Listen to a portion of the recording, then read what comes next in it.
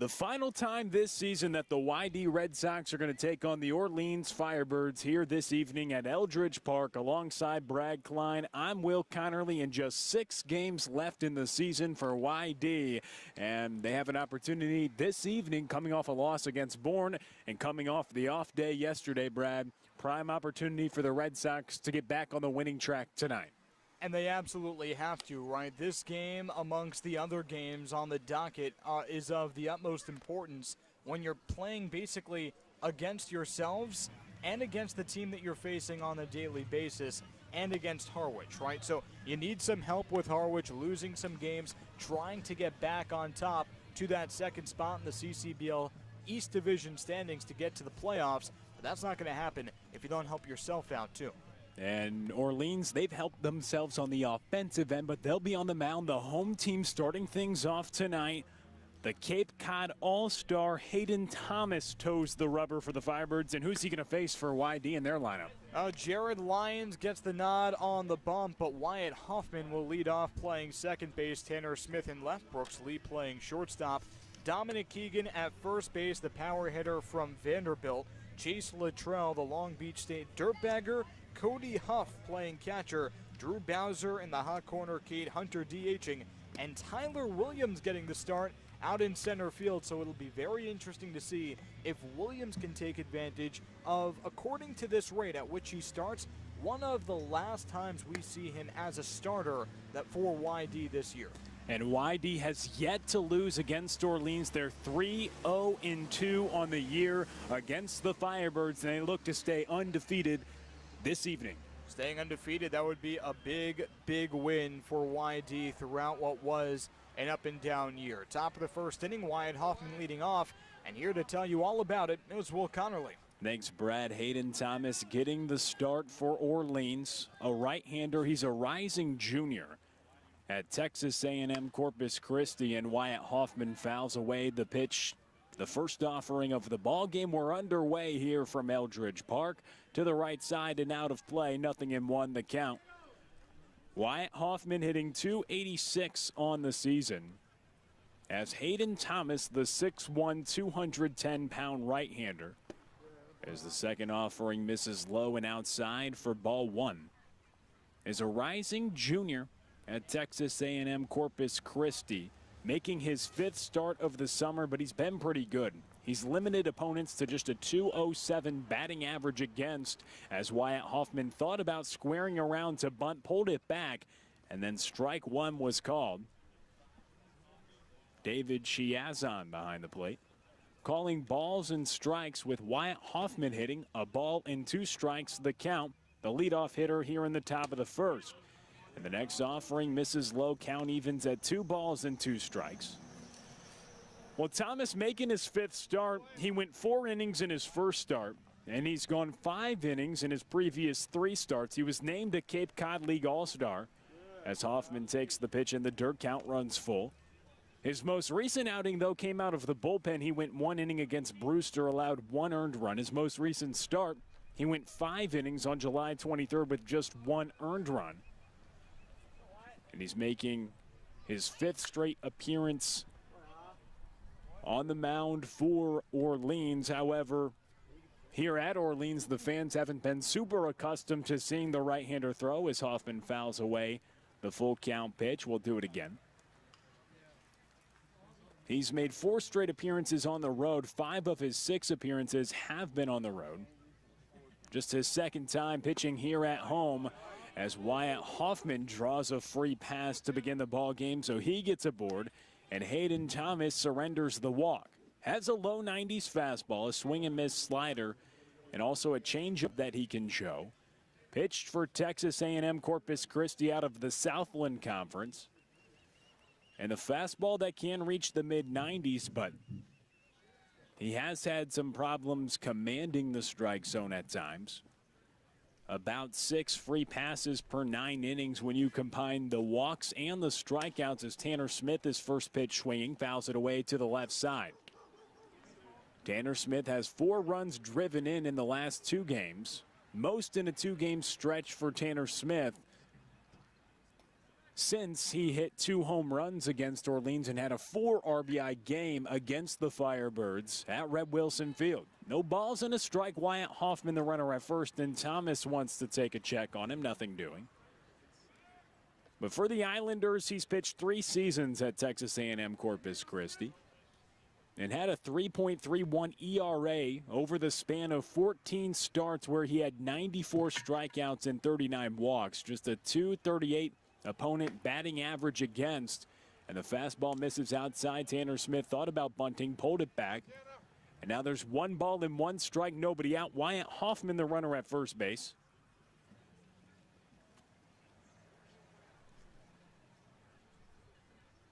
As the right-hander comes set. Out of the stretch, the pitch to Tanner Smith. He cracks this one towards center field. Back on it is Jared McKenzie in left, but it's down. And Tanner Smith is able to round the base pass. It's a home run.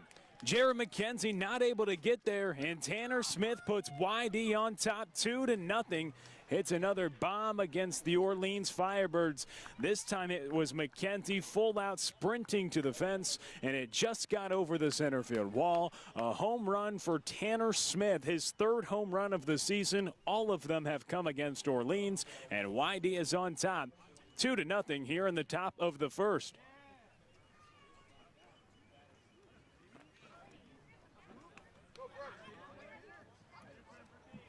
So an early lead for YD after Tanner Smith goes yard, and Brooks Lee, he comes to hit. First pitch swinging, pops it up. Going back on it is Peyton Chatagnier, and he catches it in shallow center field for the first out.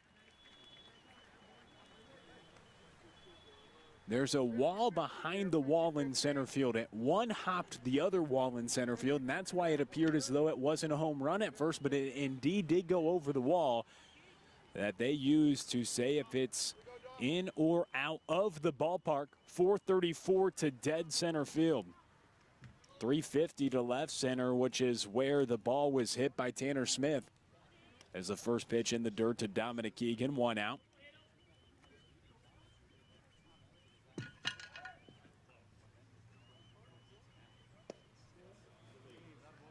Dominic Keegan so far this summer hitting .300 with 5 home runs.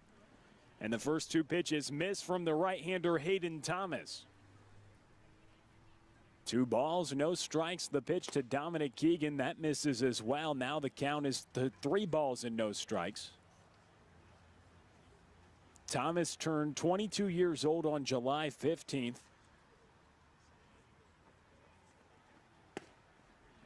And the fastball in there on the 3-0 pitch to Dominic Keegan for strike 1. But had a solid season at Texas A&M Corpus Christi this past year, and he did pitch in a game for Orleans in 2019 as Keegan skies this one. Shallow right field. In on it is Costello. He calls off the second baseman Peyton Chatagnier and is able to make the play just outside the dirt in right field as Jeff Costello comes up on it. As Keegan pops out after Brooks Lee popped out. And there's 2 outs, but 2 across for YD in this frame. Wyatt Hoffman walked, and then Tanner Smith hit a 2-run home run. Brooks Lee and Keegan pop out, and now Chase Luttrell is hitting with 2 outs and nobody on in the top of the first. Swing and a miss on the first pitch to Chase Luttrell on the high fastball. Thomas did get up to 96 miles per hour earlier this season at Texas A&M Corpus Christi, and that's what worked for him to get a lot of strikeouts as the next pitch is in there for strike 2 to Chase Luttrell as he watches the fastball inside. Luttrell hitless in his last 3 games after having a 3-game hit streak. And it's the 3rd time this year he's gone 3 games without getting a hit as the left-handed hitter, hitting .228 on the season out of Long Beach State. Swings and misses on the outside fastball, and he's put down on 3 pitches against Hayden Thomas, who walks 1, lets up the home run to Tanner Smith, but then retires 3 in a row. In the middle of the first, it's a 2-0 lead for the Red Sox on the YD Red Sox Baseball Network.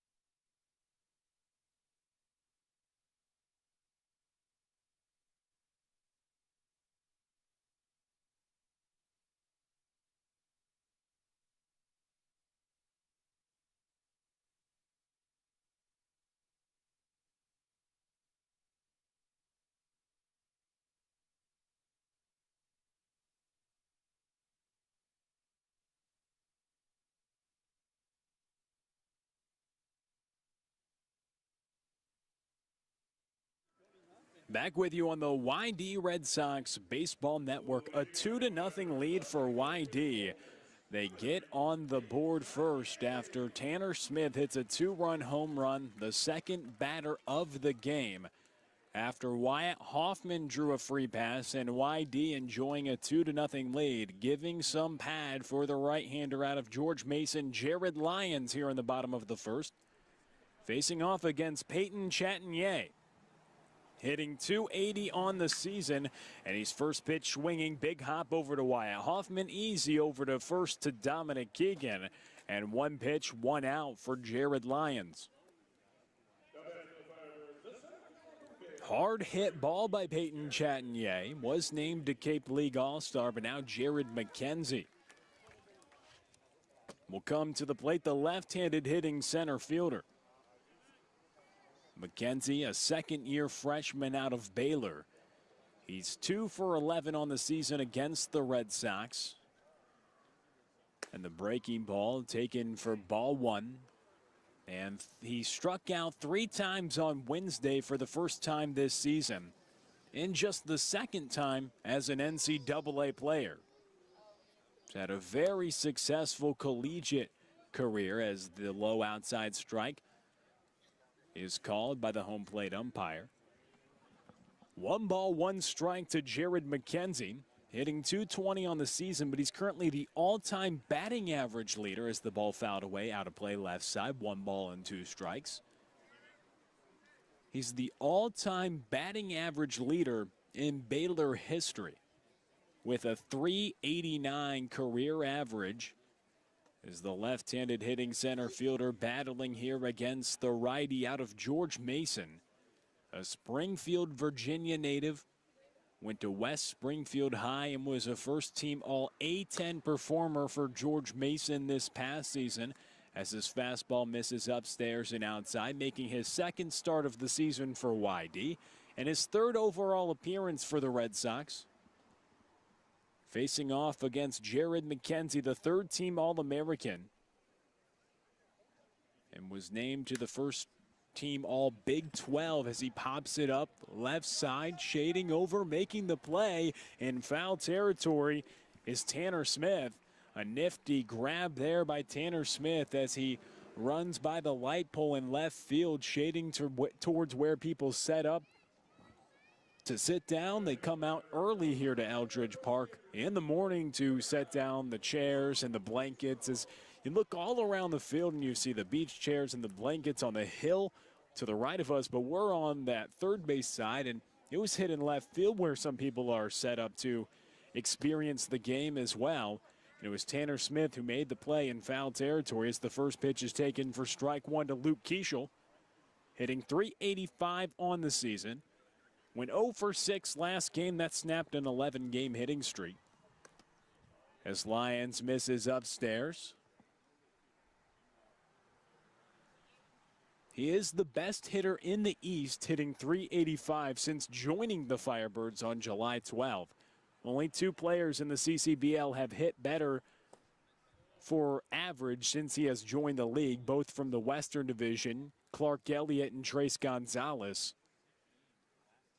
Trace Gonzalez hitting .419 for Wareham. Had a 4-hit day versus YD earlier this week as Lyons misses upstairs with the fastball. 3 balls and 1 strike. Lyons primarily works in the low 90s. His fastball can reach up to 95 miles per hour. And the pitch from the right-hander. That ball driven well to center field. Tyler Williams is back, and he's able to make the play, shading back to right center field. And Jared Lyons sets down the Orleans Firebirds in order in the bottom of the first. No runs, no hits, no errors, nobody left on, but YD leading 2-0 after the first on the YD Red Sox Baseball Network.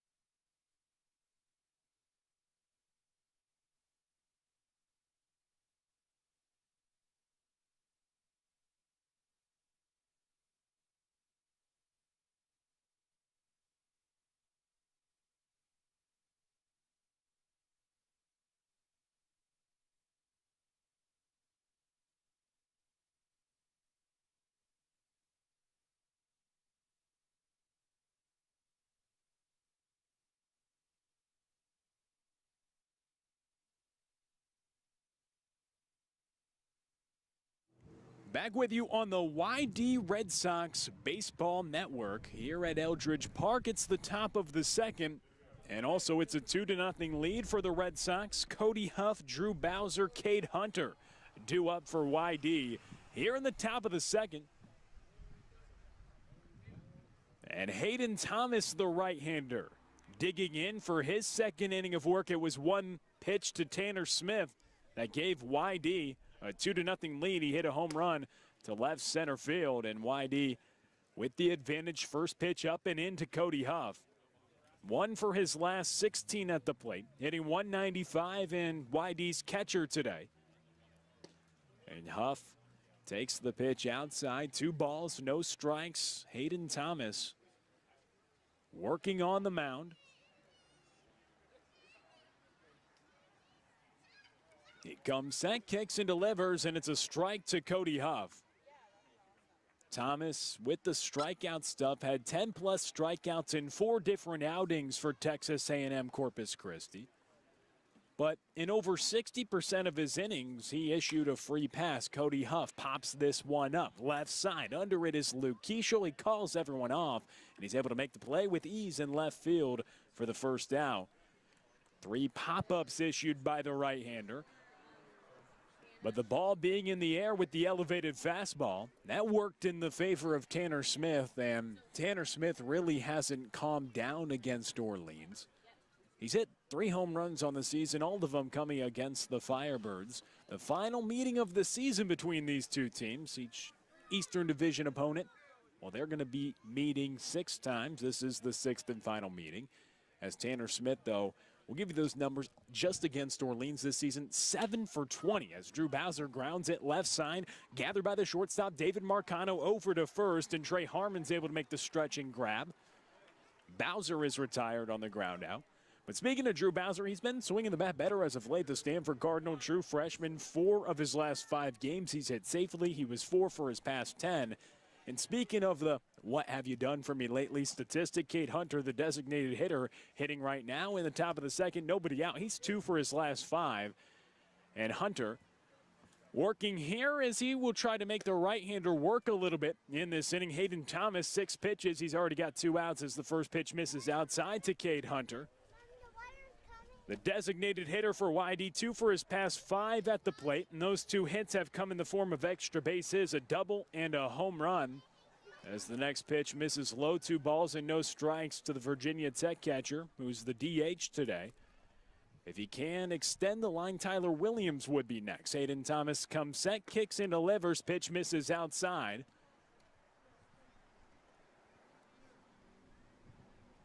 Here, Hayden Thomas working in the top of the second, trying to provide length for Kelly Nicholson, who has seen such a firepower of an offense this season for Orleans, as Cade Hunter pops it up left side on the 3-0 pitch, and calling everyone off again in left is Luke Keeschel to make the play, and he does in time. So in the middle of the second, it's a 2-0 lead for YD as the right-hander Hayden Thomas sets down the Red Sox in order in the second. No runs, no hits, no errors, and nobody left on. And the top of the second, to the bottom frame we go next on the YD Red Sox Baseball Network.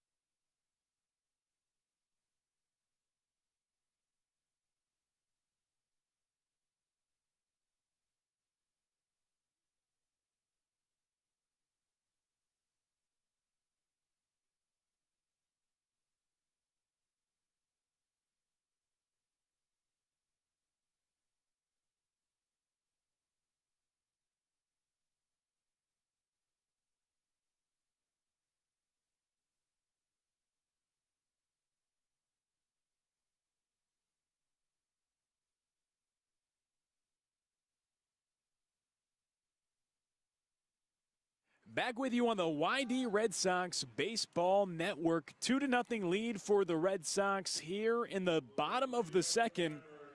And the meat of the lineup coming up for Orleans. 4, 5, and 6, Chase DeLauder. He digs in to face against Jared Lyons here in the bottom of the second. 2-0 lead for YD. Lyons set down Orleans in order in the first. DeLauder first pitch swinging back to Lyons, gathers it on the mound, throws it over to first, and in time DeLauder is retired. Chase DeLauder hitting .294 with a tied for league best 9 home runs. Tyler Locklear is the batter that he's tied with, and he comes to the plate now. Orleans, no surprise, they lead the league in home runs overall as a team with 32. When they've got 18 combined back-to-back in their lineup with Chase DeLauder and Tyler Locklear, both tied for first with the most home runs in the league as Locklear fouls it away to the left side. Had a very successful campaign this past season in the Atlantic 10, where he was named the conference's best player with 16 home runs as a freshman. He has 9 right now, which is tied for the league lead, but also leads the league with 27 runs driven in. As the third baseman for Orleans nubs it foul right side, and now in a 0-2 count. As Jared Lyons has been pretty efficient. Has just needed 14 pitches so far.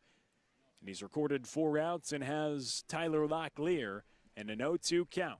The right-handed hitting third baseman. The pitch to Lyons. That ball hit well to left field. It's down. It takes 2 hops that goes into the glove of Tanner Smith. He gets it in, but it's a single to left field for Tyler Locklear after the line drive single with 1 out here in the second.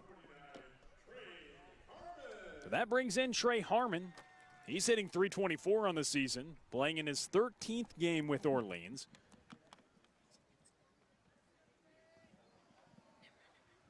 And Trey Harmon facing off against Jared Lyons. And the offering taken for ball 1. Jared Lyons, an all A10 first team performer, going up against Tyler Locklear, someone who also competes in the A10 from the VCU. And is able to get the single against the right-hander. He's on first, and Trey Harmon, the first baseman at the plate. 2 balls, no strikes. He misses on his first 2 offerings. Harmon coming off a 3-for-4 2-double game against Chatham when Orleans lost 13-10, but they made a big comeback in that game despite falling short as Harmon fouls it away to the right side. He's on a 5-game hit streak, and he's just one of 4 players on the Cape from the A-Sun and one of 2 players in the Eastern Division from the A-Sun.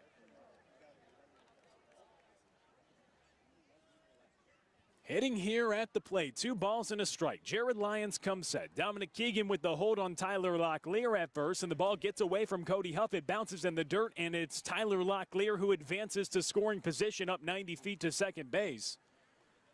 After the ball was spiked, it was a fastball. It got behind Cody Huff.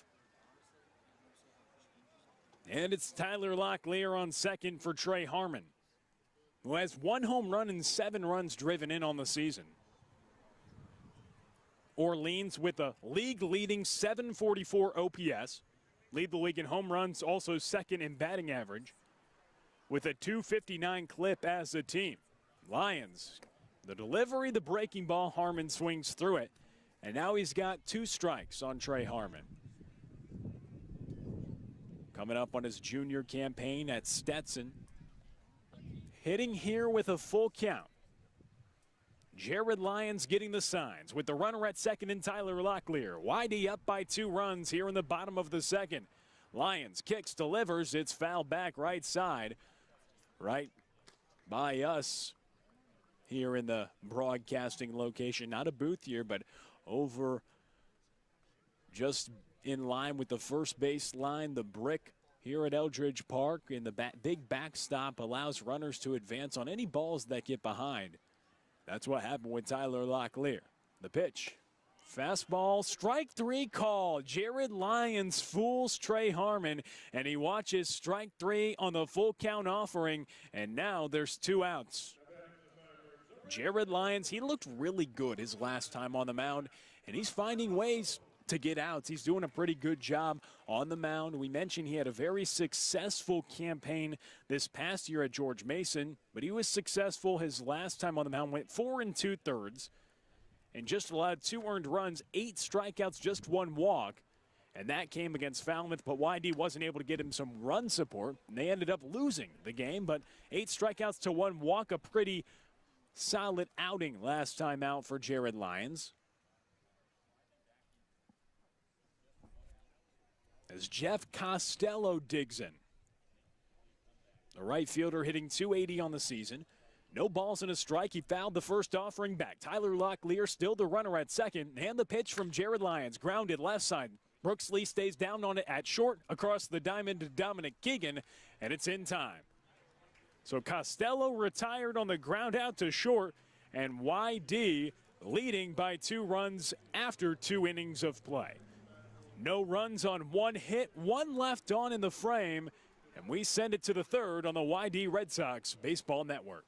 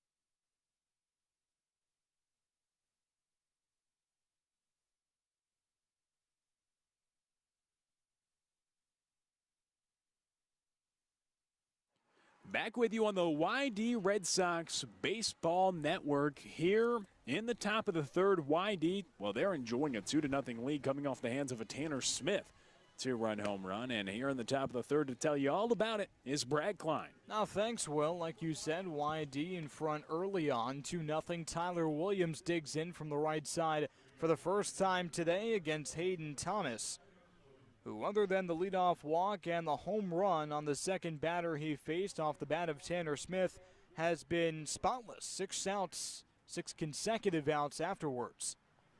Tyler Williams has made just 2 starts in the outfield in the past 2 weeks and checked his swing at the Chin Music fastball for ball 1. The Arkansas Little Rock former power hitter, and I say former because Williams had a bit of a power surge at Arkansas Little Rock, but that really hasn't come to fruition in the CCBL. Fastball tails outside, 2 balls, no strikes. Now, he hit 9 home runs this past year for Arkansas Little Rock and hasn't even come that close this past year in terms of hard contact as he takes the fastball at the knees for strike 1. That just hasn't been part of his game, and a large part and a large reason as to why that might be is the strikeouts. 3 balls and 1 strike to Tyler Williams, hitting just $121 on the season. But Williams with 12 strikeouts, 0 walks. 3 balls, 1 strike. Popped up, foul ground behind home plate. Justin Mickness flips the mask and makes the catch for out number 1. So Tyler Williams swung at what probably would have been ball 4, and definitely, if it was ball 4, would have been his first walk of the year. Regardless, it's the 7th straight out recorded by Hayden Thomas. 1 out, top of the 3rd inning, and YD up 2-0 for Wyatt Hoffman. Hoffman walked in the 1st inning. It was his first walk since July 19th.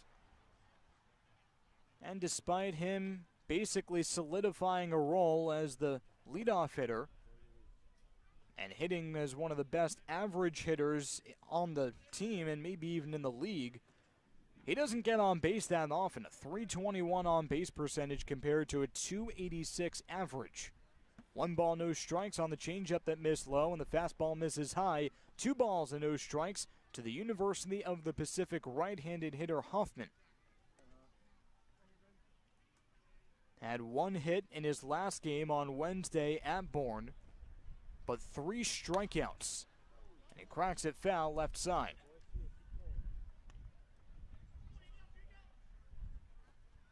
And talk about Wyatt Hoffman not getting on base nearly as much as you would think considering his all-star status and his batting average. That's a motif for the Red Sox as a team, on pace to have the worst on-base percentage as a squad in the CCBL since '04, and Hoffman lines out to third for a leaping Locklear, 2 away.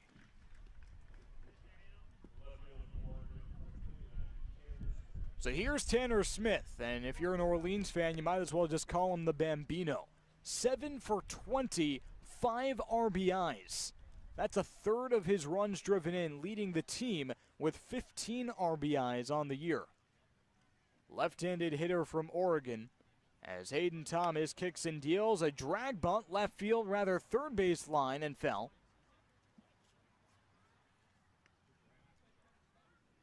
Or, 17 RBIs now for Tanner Smith. Don't want to shortchange him. And a 5-game hit streak to boot. Going up against the rising junior Hayden Thomas, making his 5th start. And 7th appearance, was named a Cape Cod All-Star.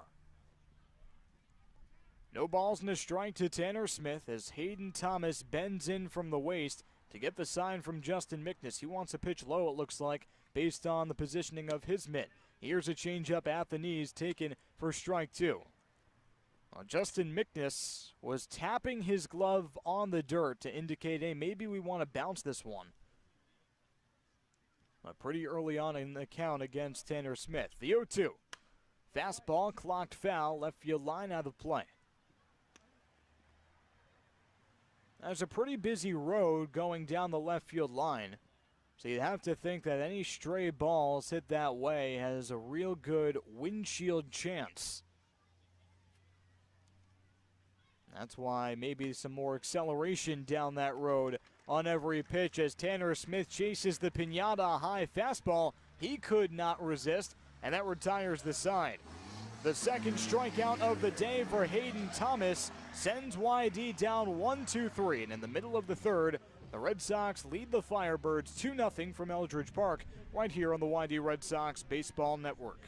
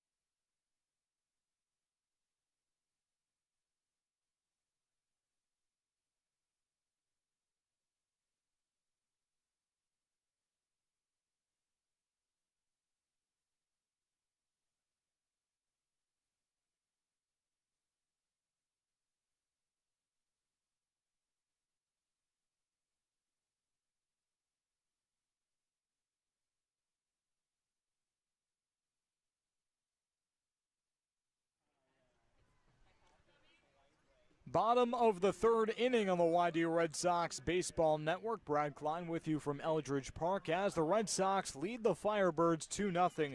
Both runs coming off the hefty bat of Tanner Smith in the first inning, a 2-run home run following the leadoff walk by Wyatt Hoffman. And Jared Lyons, the George Mason righty, starts off with a fastball at the knees of David Marcano, the NJIT product, for strike 1. Marcano waves the bat in circles, awaits the pitch, and the fastball nicks the inside corner for strike 2. So Jared Lyons dialing it up pretty early on David Marcano. And this is Marcano's 11th start as a Firebird. And takes the high fastball, 1 ball, 2 strikes, but it's his 19th game that he's dressed for and played. That's not necessarily new in terms of Marcano having to wait his turn to play. started just 27 of 51 games for the Highlanders this past year, and the changeup misses outside. 2 balls and 2 strikes to David Marcano. The radar at Eldridge Park reading 92 miles an hour on Lions. Here's another fastball and jammed Marcano out of play. Foul ball to the right side. David Marcano, one of 2 Marcanos for the Highlanders, a senior, and his twin Julio getting the day off. Here's the 2-2 from Lions. Way high fastball by the brow of Marcano. So from 0-2 to 3-2, David Marcano clawing his way back. Hitting .250 against the Red Sox. Payoff pitch. Breaking ball in the dirt, ball 4. A leadoff base runner for the first time today for the Firebirds. Just the second base runner allowed by Lions. A runner on first, no one out for the 9-hitter, Justin Mickness.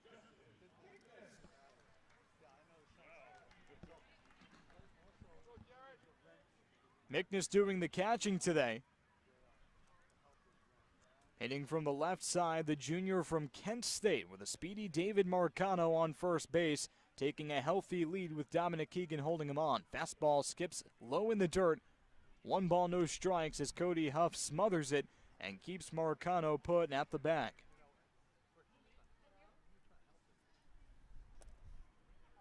Mickness is 1 for 10 against the Red Sox, but he has RBIs in 3 of his past 4 games. And Lions checks back the runner. Marcano diving back, just safe.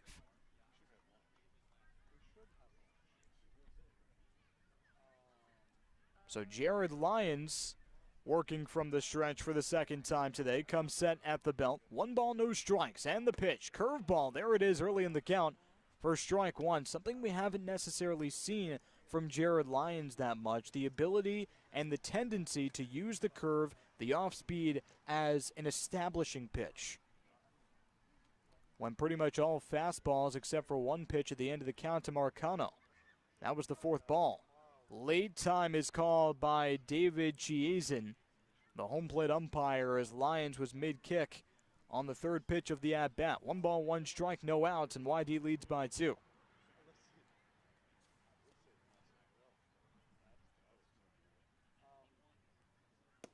Another curveball on the 1-1 misses outside.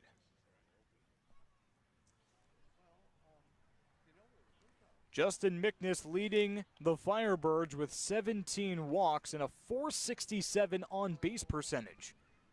That's not necessarily common for a 9-hitter to have an on-base like that, especially for a catcher. Mickness, the lefty, takes a healthy cut at the fastball and fouls it back into the mid of Cody Huff. 2 balls and 2 strikes. David Marcano drew the leadoff walk a few moments ago. He's on first base. The infield at double play depth. No one out in the bottom of the 3rd inning. Lyons takes a deep breath. And the 2-2. Fastball at the knees, taken, strike 3 called. The second strikeout of the day for Jared Lyons. Both of them looking, and Justin Mickness with a slow and confused walk back to the dugout, thinking that fastball was low. So 1 away, and flip the lineup card over to the top. Peyton Chatagnier, the second baseman, grounded out to second his first time up. And Chatagnier shows bunt, pulls back at the last second. The curveball slices the zone for strike 1. So Lyons getting a huge strikeout on Justin Mickness there. Just the 2nd strikeout in his past 9 games for the catcher. And Marcano dives back to first safely on the throw over by Lyons. Got to keep a close eye on David Marcano. He's definitely a threat to run. And Orleans loves their small ball. Just ask Pat Gallagher. A curveball, big swing and a miss, off balance for Chatagnier. Quickly behind 0-2 as Chatagnier lost his balance to the point where he ended up in the left-handed batter's box from the right. Just trying to find his footing after the big swing. No balls, 2 strikes, 1 out. Peyton Chatagnier, the second baseman. On the 0-2, takes the fastball way high. It was a design pitch out with Cody Huff quickly glancing back at Marcano, who scurried back to first when he saw the trajectory of that fastball. Interesting to see Lions rely so heavily on the fastballs today. 1 ball, 2 strikes, no one out. And the pitch, a curveball, is fouled back to the screen, so we'll do it again. The Lions pretty much threw all fastballs to David Marcano to start off this inning, and the Red Sox as a team only throw 50% fastballs. Typically you're going to see the ratio closer to 60-65%, maybe even 70% for a team. Pitch to Chatagnier, breaking ball, misses just inside. So 2 balls and 2 strikes to Peyton Chatagnier.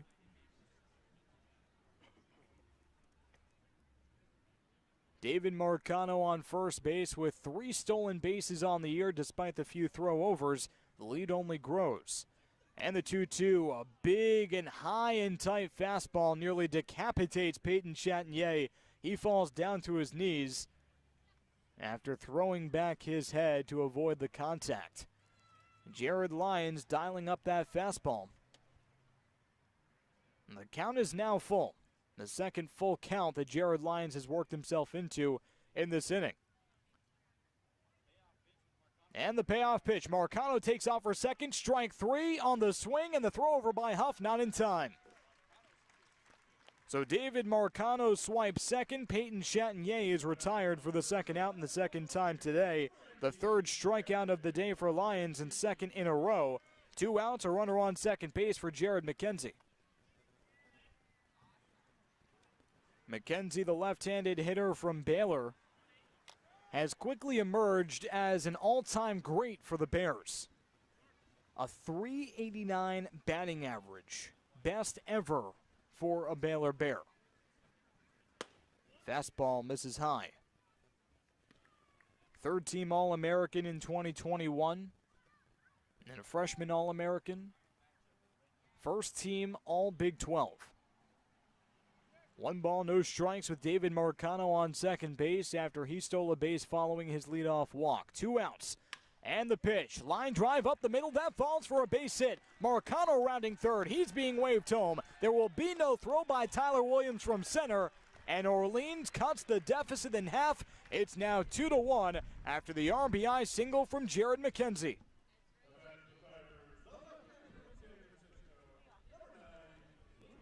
Well, Williams in center field is not necessarily known for his arm, more so his speed. And that throw would have been nearly impossible considering how slow that ball was hit by McKenzie. It was basically a jammer off the handle that he poked right between Hoffman at second and Lee at short. Luke Keeschel, the San Francisco Don, swinging from the right side, and a changeup low, taken by Keeschel for ball 1. So after Marcano generates a run, getting into scoring position with his legs on the stolen base, an RBI single by Jared McKenzie, he's on first base. With 2 outs and a 1 ball, no strike count to Keeschel, make it 2 balls, no strikes after the fastball taken outside. Luke Keeschel flew out to center his last time up, has quickly emerged as a household name on the Cape. And the 2-0 from Lions, fouled back on the fastball, out of play. Luke Keeschel with 15 RBIs in just 66 at-bats. And you might be wondering, for a freshman with that much talent and that much production, why is he at a school like San Francisco? Why not a more recognized, more established baseball program?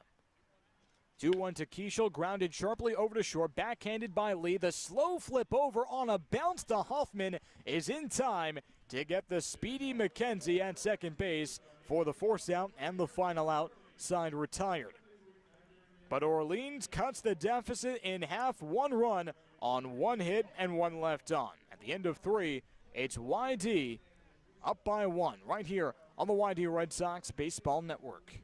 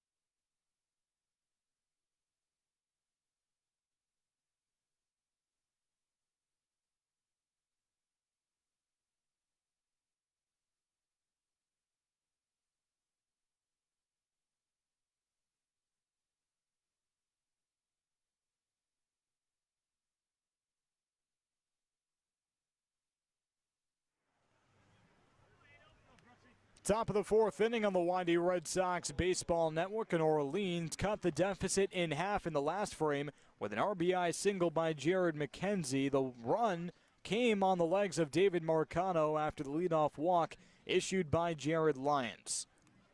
No walks issued by Hayden Thomas. He's been pristine. 9 consecutive outs ever since the leadoff walk and then a home run shortly after in the top of the first inning. And Dominic Keegan, the left-handed slugger from Vanderbilt, watches the fastball in the dirt for ball one. A bounced fastball about 2 feet shy of home plate. Brooks Lee at the dish, swinging from the left side. The switch hitter from Cal Poly. Ground ball right side. Should be an easy play for Trey Harmon, who flips it over to first for the covering Hayden Thomas, one away. So Brooks Lee is 0-for-2 after going 2 for 4 against Orleans his last time out. And Dominic Keegan, now he comes up to the plate. Flew out to right his first time up. YD up 2-1.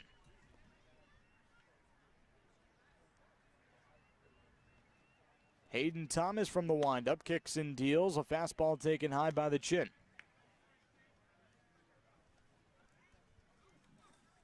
So Thomas really settling down in a big way. Change up inside and high. 2 balls, no strikes to Dominic Keegan. Opponents just hit around the Mendoza line against Hayden Thomas. And Keegan takes the fastball at the knees. It was a strike. He didn't think so. As soon as David Chiazin, the home plate umpire, signaled that it was the first strike of the at-bat, Keegan gave him a glare. And the 2-1 misses low. Looked like the same spot, and Keegan is happy he got that call. 3 balls and 1 strike, with the wind blowing from right to left at Eldridge Park, and the Red Sox leading by 1. Ball 4 taken at the ankles by Dominic Keegan on the changeup. So a 5-pitch walk for Keegan, puts a runner on first, 1 out for Chase Luttrell.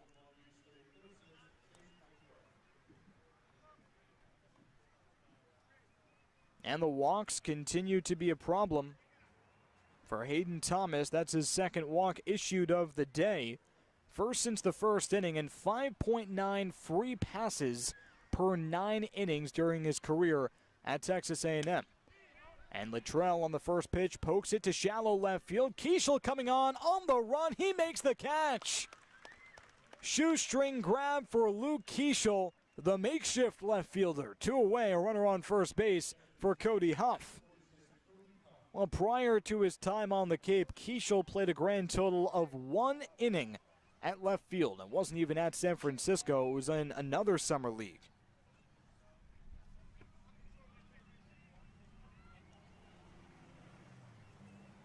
But has been thrusted into that role and has done quite the job as Cody Huff takes the fastball down the middle, strike 1. The righty from Stanford is 1 for his last 17. Flew out to Keishel and left his last time up. And taken in the dirt, back to the backstop it goes. Justin Mickness couldn't get to it in time. He couldn't corral it. And Dominic Keegan scrambles over to second, no throw. So now a runner in scoring position for Cody Huff, who has 7 RBIs, even though he hit sub Mendoza, 195 on the year. That's a big step down for a guy who early on in his YG career just couldn't miss. In the first week, he had 4 multi-hit games.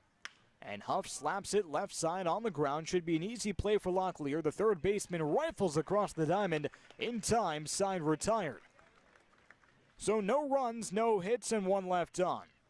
In the middle of the fourth, it's YD 2 and Orleans 1 right here on the YD Red Sox Baseball Network.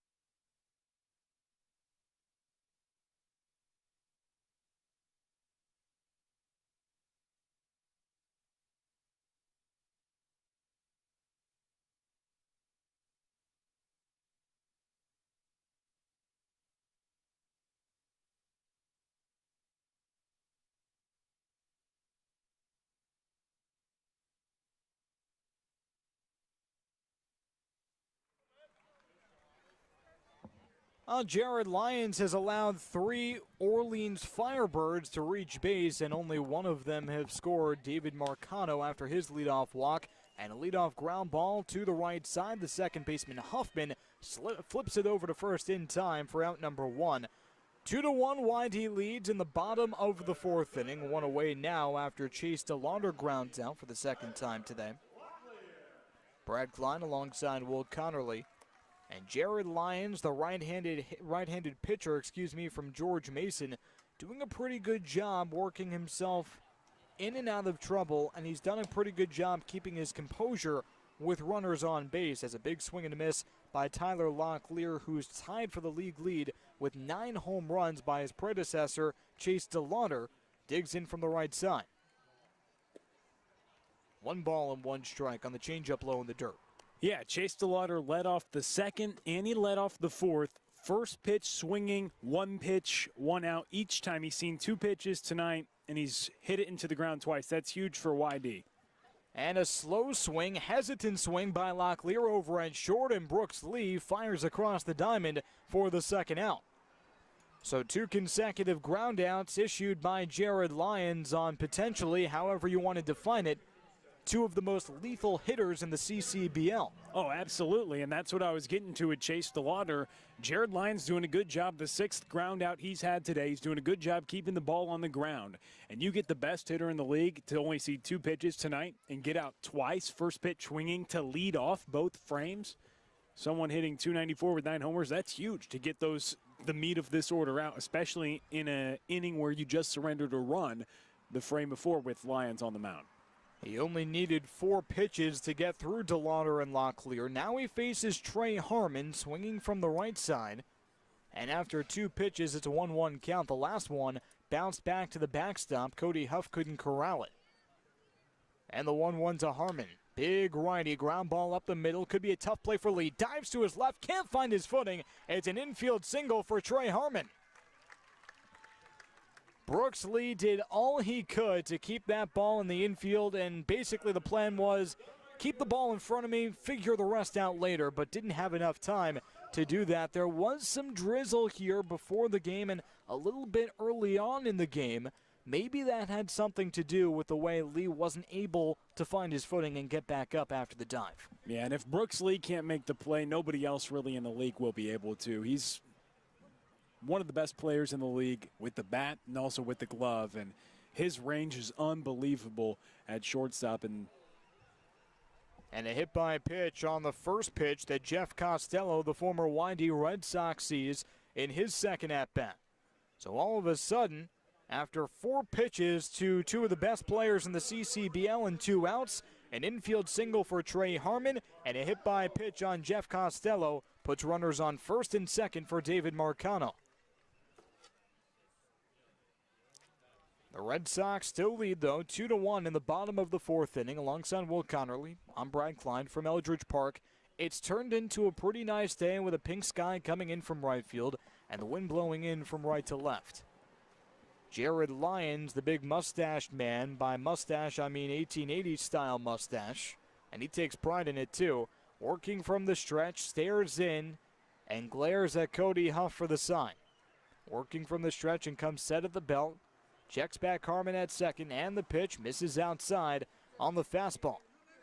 And Brad, you mentioned the atmosphere here. On cloudy nights, with the sun about to set here in a few minutes, on cloudy nights, the sunset pictures are just beautiful here on Cape Cod. It's something great to do when people go to the beach and set up their camera phones. 1-0 fastball taken in the dirt. And Cody Huff wants to have a word with his boy, Jared Lyons. So Jared Lyons in his second start as a YD Red Sox, now seeing a bit of trouble. And it's up to Cody Huff to iron it out a little bit. And you're right, the sunsets, Cape Cod, it's a staple. It's right? your favorite thing to do on Cape? Now that being said, I mean lobster rolls, maybe sunsets Outdoor close second. Yeah, outdoor showers. Outdoor showers. Yeah. I would sign up for the beach sunset without the walks. I don't know why everyone's so prone to walk and really excited to walk. You're not a on the toes beach. in the sand guy? Yeah, I'm a toes in the sand guy, Okay. but stationary toes. Okay. What do we have to get the cardio in for? Let's just relax. A quick throw over to second, and Trey Harmon dives back safely. But the reason I bring it up is because this is our last time at Eldridge Park. Yes. And probably my favorite ballpark, outside of the red, of course. Breaking ball has David Marcano bending down, thinking it was headed for his oblique. It slices in at the last second. And 2 balls, 1 strike now to David Marcano with 2 outs and runners on first and second. Well, you're with the field. It's widely regarded as one of the best places to catch a game, and The full crowd tonight tells you why. Here's the 2-1 upstairs for ball 3. Orleans routinely draws the best crowds, and maybe it's just the way it's set up with the long trail of grass down the right field line and into the first base line, almost like a picnic atmosphere. And then picnic tables out beyond the right field fence. 3 balls, 1 strike, and David Marcano lifts one to shallow right field. Chase Luttrell waves his arm out to call a fair catch, but instead he's waved off by Wyatt Hoffman, the second baseman, signed retired. So no runs, 1 hit, and 2 left on. At the end of 4, the Red Sox still in the driver's seat, up 2-1, right here on the YD Red Sox Baseball Network.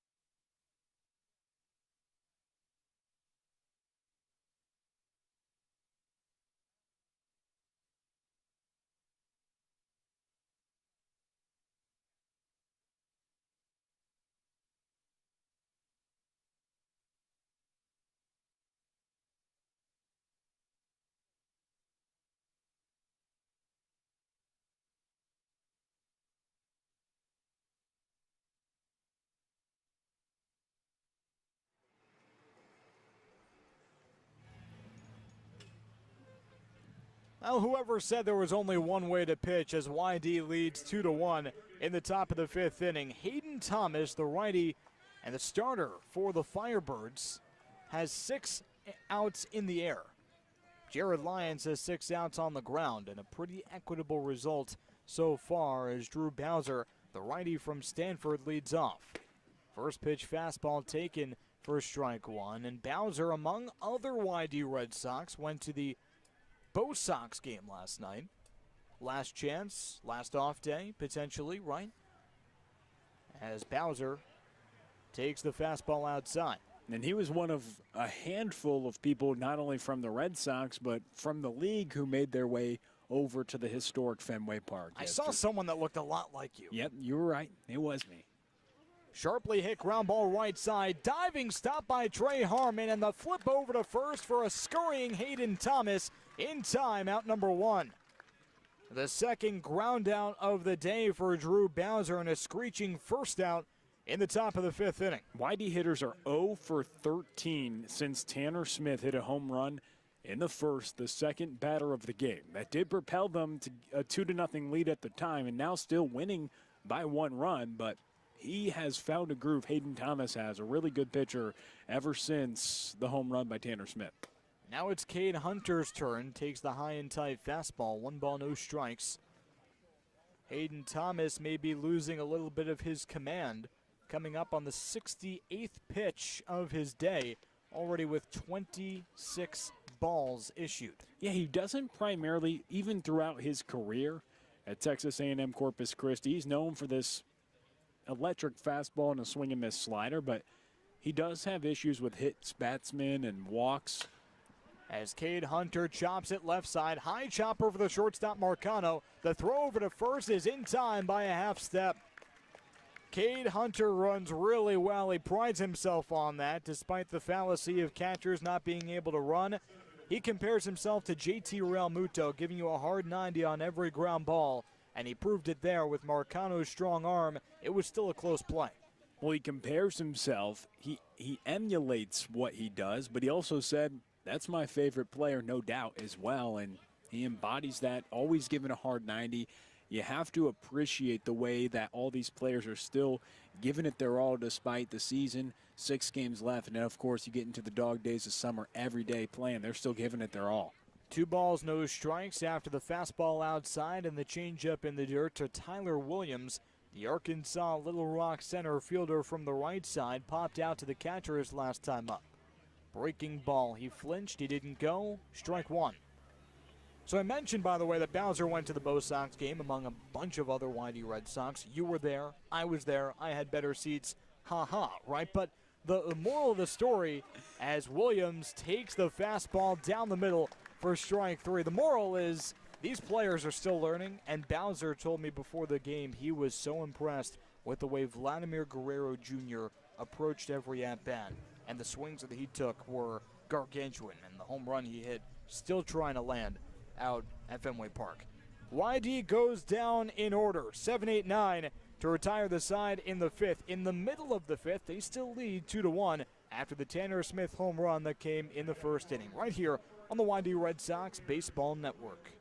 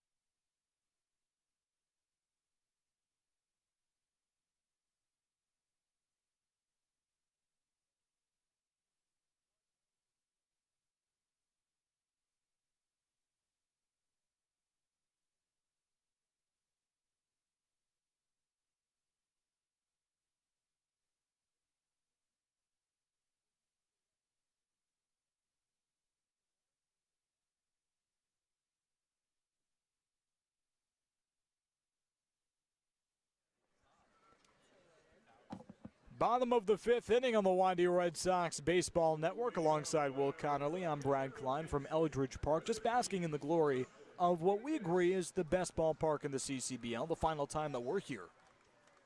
Yes, it's an amazing atmosphere. You took a half second to think about it, so kind of leaving me out to dry there. I want to speak for you. It's either this or Veterans Field. Can we agree? Yes, or Red Wilson Field. Of course. I don't know. Red Wilson is in a league of its own. Well, what does Fosher have to say if he's tuning in right now? I don't even know. Breaking ball on the first pitch delivered by Jared Lyons to the left-handed hitting Justin Mickness. Big swing and a miss on the fastball that would have missed low. Count even at 1-1 with YD leading 2-1. Their only runs coming off the bat of Tanner Smith in the first inning. Orleans, on the other hand, got 1 run in the third and stranded the pair in the last inning, the fourth. Chopper right side and foul. Touched foul by Jared Lyons, sprinting from home, looking like an Olympic runner right now. Yeah, and I know you like to mention the cardio, like when a runner is running to second, but it's a foul ball, just some quick cardio. Does that fall into that category? I often say that, yeah, if someone's trying to steal second, I could say, yeah, well, Marcano just getting some cardio in. Goes There's back. some cardio there, though. Yeah. But that was more warranted cardio, I feel like. Sure.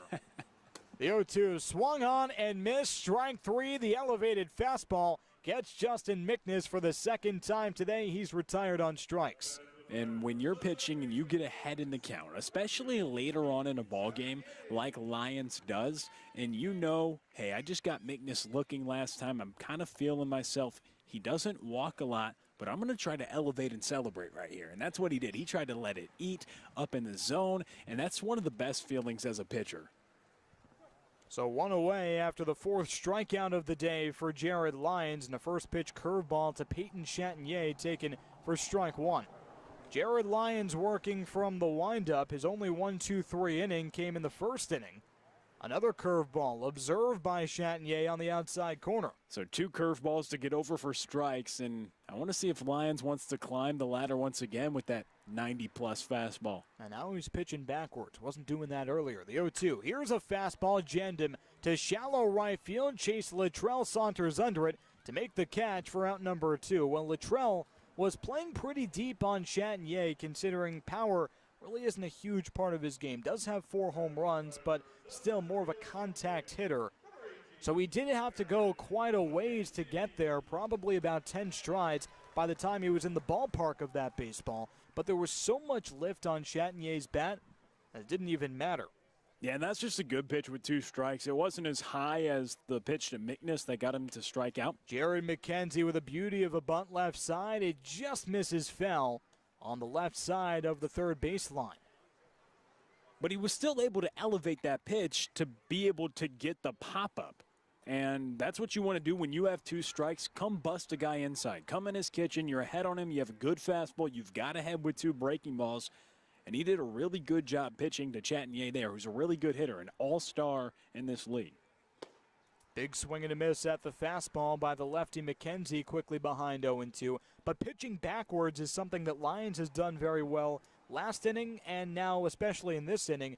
The third inning, the leadoff walk to Marcano was basically all fastballs, and now he's being a little bit more creative with the way he mixes. The 0-2, fastball jammed him left side, foul ground out of play. And you have to pitch backwards if you want to have success multiple times through a lineup. You can't just do the same thing. And now the second time through, he's mixing in pitching backwards, and that's why he's having some success right now trying to complete 5 innings. The 0-2 popped left field line, slicing, fell. Tanner Smith slid to try to make that catch coming from a country mile away and just missed. As Jared McKenzie getting some cardio in. Yes. Comes back. Well, I'd say Smith got more cardio. Oh, for sure. For sure.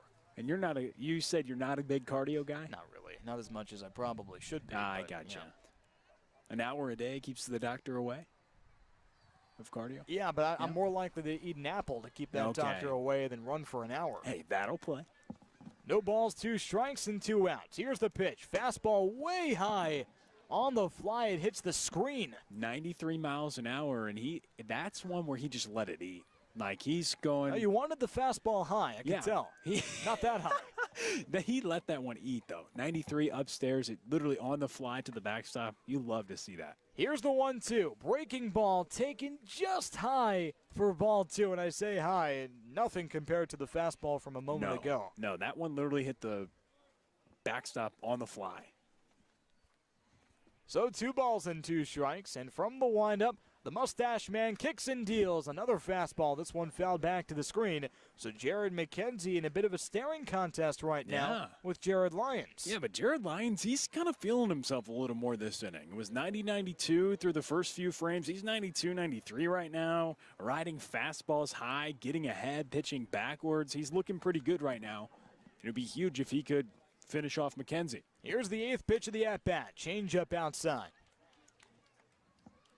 Huge payoff pitch here. You don't want to go face Keishel, DeLauder, and Locklear 3, 4, and 5 with the third hitter on deck, the hottest hitter in the league. McKenzie is 1 for 2 on the day. Curveball outside and high, ball 4. So Jared Lyons backed Jared McKenzie into a corner thinking he was going to have his first 1-2-3 frame since the first. Didn't happen. A 9-pitch walk puts a runner on first base for Luke Keishel. Yeah, and how good has Luke Keishel been? He's just been unbelievable since he's came to Orleans. He's been the best hitter in the East Division since he's joined the team, hitting .385 on the season, had an 11-game hit streak. He's really torched the baseball. Went 0 for 6 in a 13-10 loss to Chatham on Wednesday as he takes the high and tight fastball for ball 1.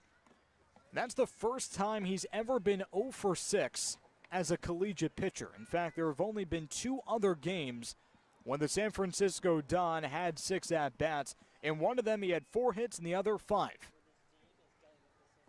1 ball and no strikes, runner on first base with 2 outs. And the pitch. Change up at the knees, and a strike is called. Keishel didn't think so, bent his back in frustration, and checks back with David Chiazin, the home plate umpire, just to make sure. Nonetheless, Lyons gets the low strike on Luke Keishel, the righty from San Francisco. Maybe had something to do with the frame of Cody Huff. And the 1-1 as the runner goes. Swung on and missed. The throw down by Huff is in time, but the tag by Hoffman bobbled. The second stolen base of the day against Cody Huff. This one comes from Jared McKenzie. And a runner on second base for Luke Keishel. 2 balls and 1 strike, 2 outs. Keishel with 15 RBIs in his young CCBL career. Lions forced to come set at the belt from the stretch and the pitch. Slow roller, left side, and Lee, the shortstop, charges in. The throw over is in time with a stretch by Keegan, side retired. No runs, no hits, and 1 left on. At the end of 5, YD holding on to a 2-1 lead right here on the YD Red Sox Baseball Network.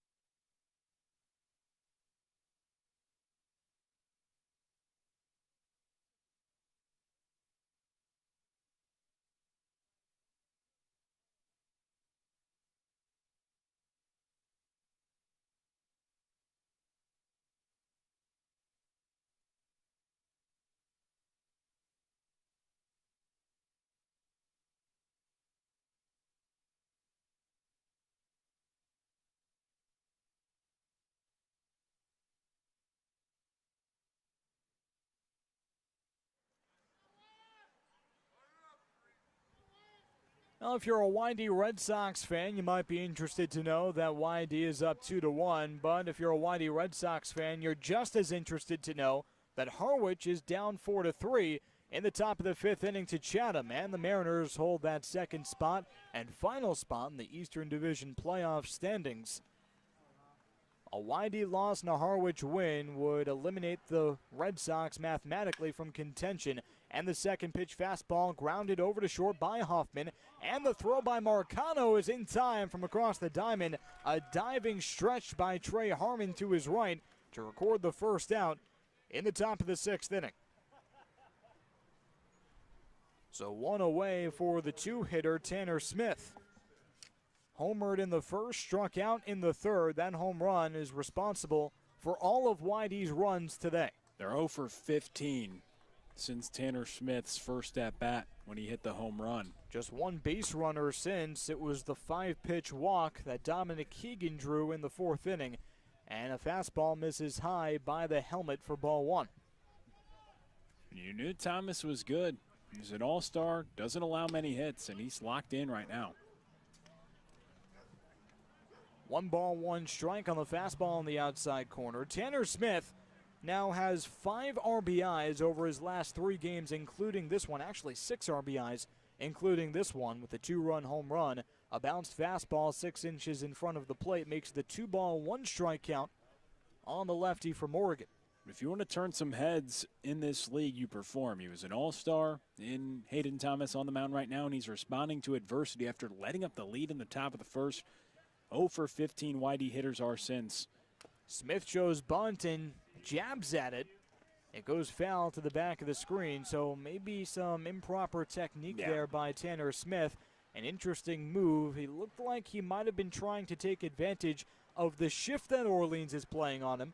with the shortstop Marcano playing directly behind second base, and the only true left side infielder Tyler Locklear playing in the shortstop hole. And the pitch to Smith. Line drive left field. That's down for a base hit. Tanner Smith on to second. Or is he? No. It's caught by Luke Keeschel for the second out. And YD struggling here today just with the one hit coming in the form of Tanner Smith, of course, in the home run.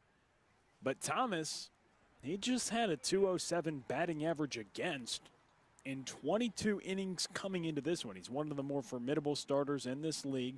He's performing, was one of the best pitchers at Texas A&M Corpus Christi. He's performing at a high level right now, Brad, despite letting up the home run in the scoreboard in favor of YD. 1 ball and no strikes to Brooks Lee after the foul ball. Now you're right, Hayden Thomas settling down in a hurry against a YD offense who's desperate.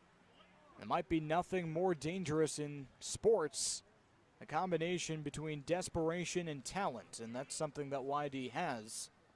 With Dominic Keegan and Brooks Lee in the heart of the order, no balls and 2 strikes to Lee. The switch hitter swinging from the left side against the righty Hayden Thomas. It was a fastball that nicked the outside corner, and Lee didn't think so, but the home plate umpire insisting, David Chiazin. Working from the stretch, no one on. The 0-2, line foul left side out of play. So Hayden Thomas working pretty quickly too.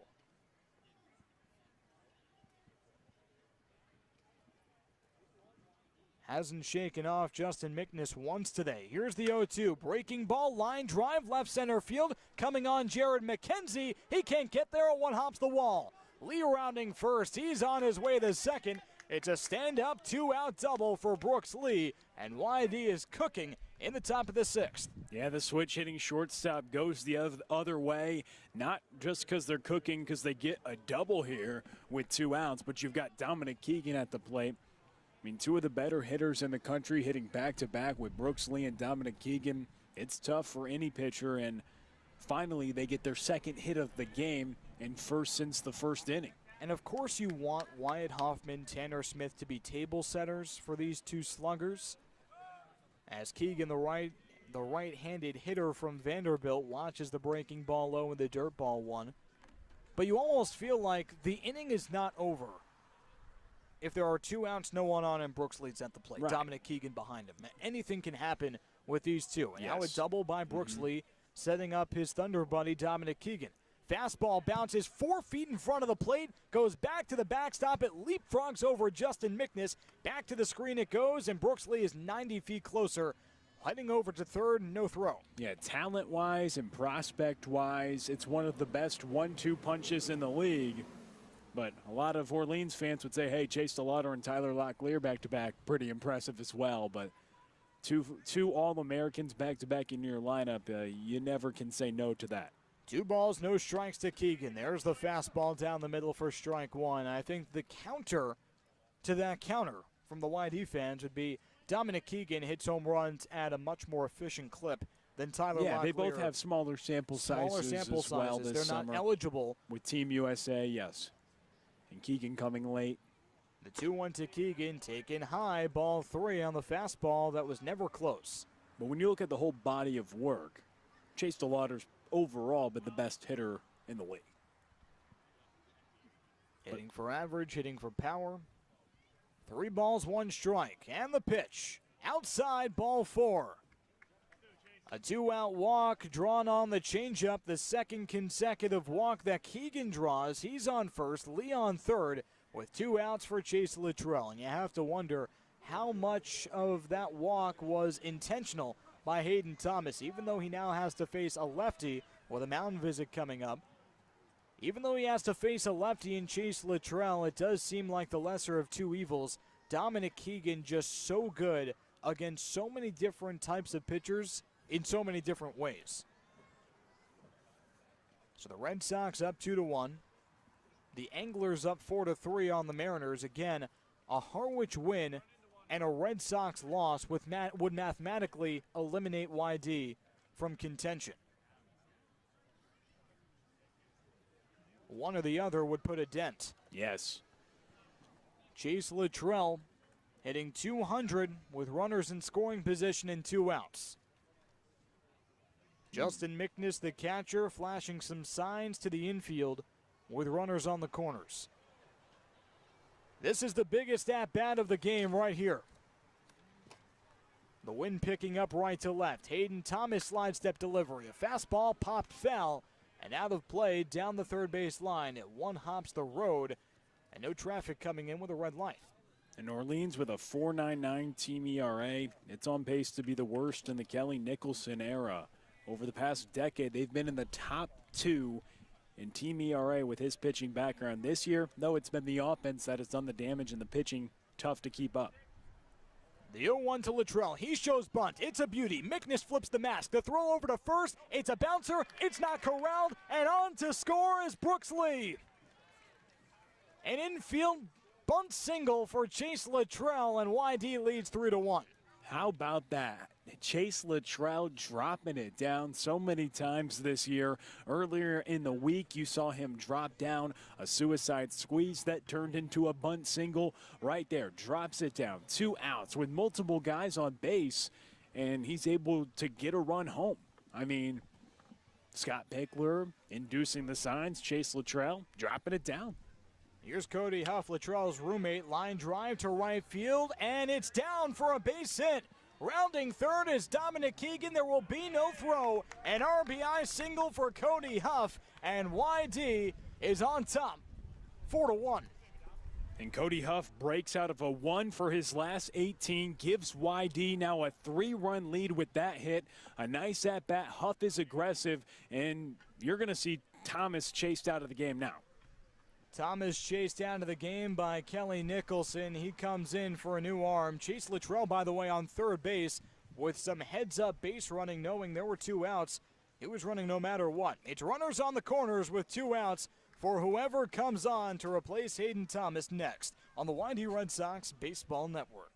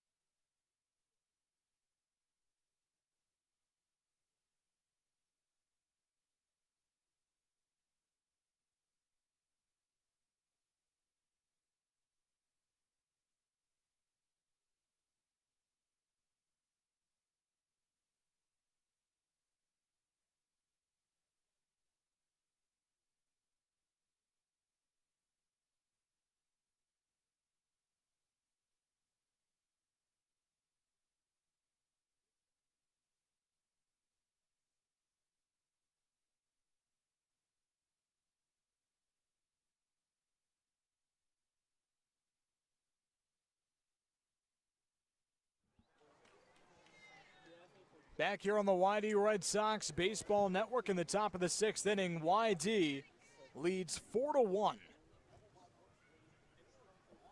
Already with 2 runs coming home in this frame, and Zach Morris comes on in relief, the lefty from Arkansas. And I know what you're thinking. Zach Morris, that name sounds familiar. It should sound familiar. This is the 4th time he's facing YD, most in the league, in a first pitch curveball to the right-handed Drew Bowser, taken low for ball 1. Yeah, most times that YD's never seen a pitcher 4 times in this season except Morris. Most times they're familiar with him, but he has YD's number. 5 2/3, no runs allowed out of the bullpen here at Eldridge on the 17th. He just shoved out of the bullpen that game. Fastball misses outside. 2 balls, no strikes to Drew Bowser. And in those 3 appearances, Morris only allowing 1 earned run. 2 balls, no strikes, runners on the corners. 2 outs, and Bowser chops it foul back to the screen.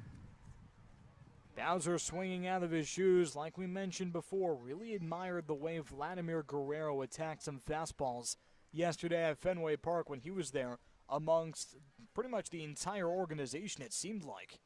Tanner Smith made the trip. Plenty of YD Red Sox players and interns were there. Other players and interns from around the Cape Cod League as well. And the 2-1 to Bowser. High fastball, ball 3. So Drew Bowser 0 for 2 on the day, but he's pretty dangerous. Cade Hunter's day appears to be done. With the lefty on the mound, it's Pat Caulfield from UCLA. And with the base empty, it might behoove Morris to pitch to Caulfield instead. The 3-1 upstairs, ball 4. 5-pitch walk for Drew Bowser loads the bases for Pat Caulfield at the biggest at-bat of his young YD career.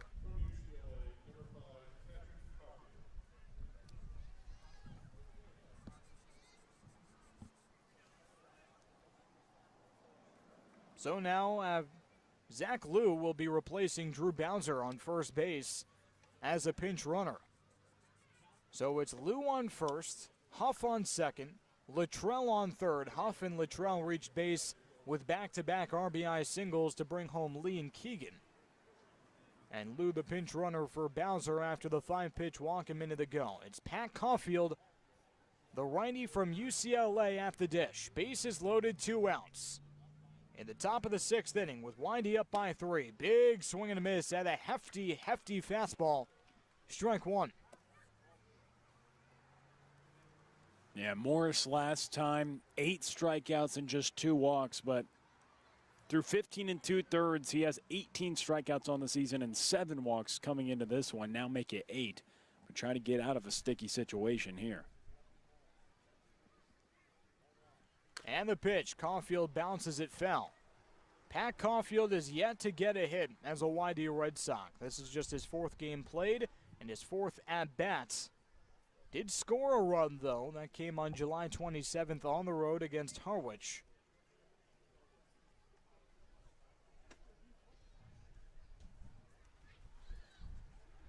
And now he has to do it with the lumber. No balls and 2 strikes, 2 outs. The bases are clogged. Zach Morris comes set at the belt. Kicks and deals. Fastball off the plate, ball 1.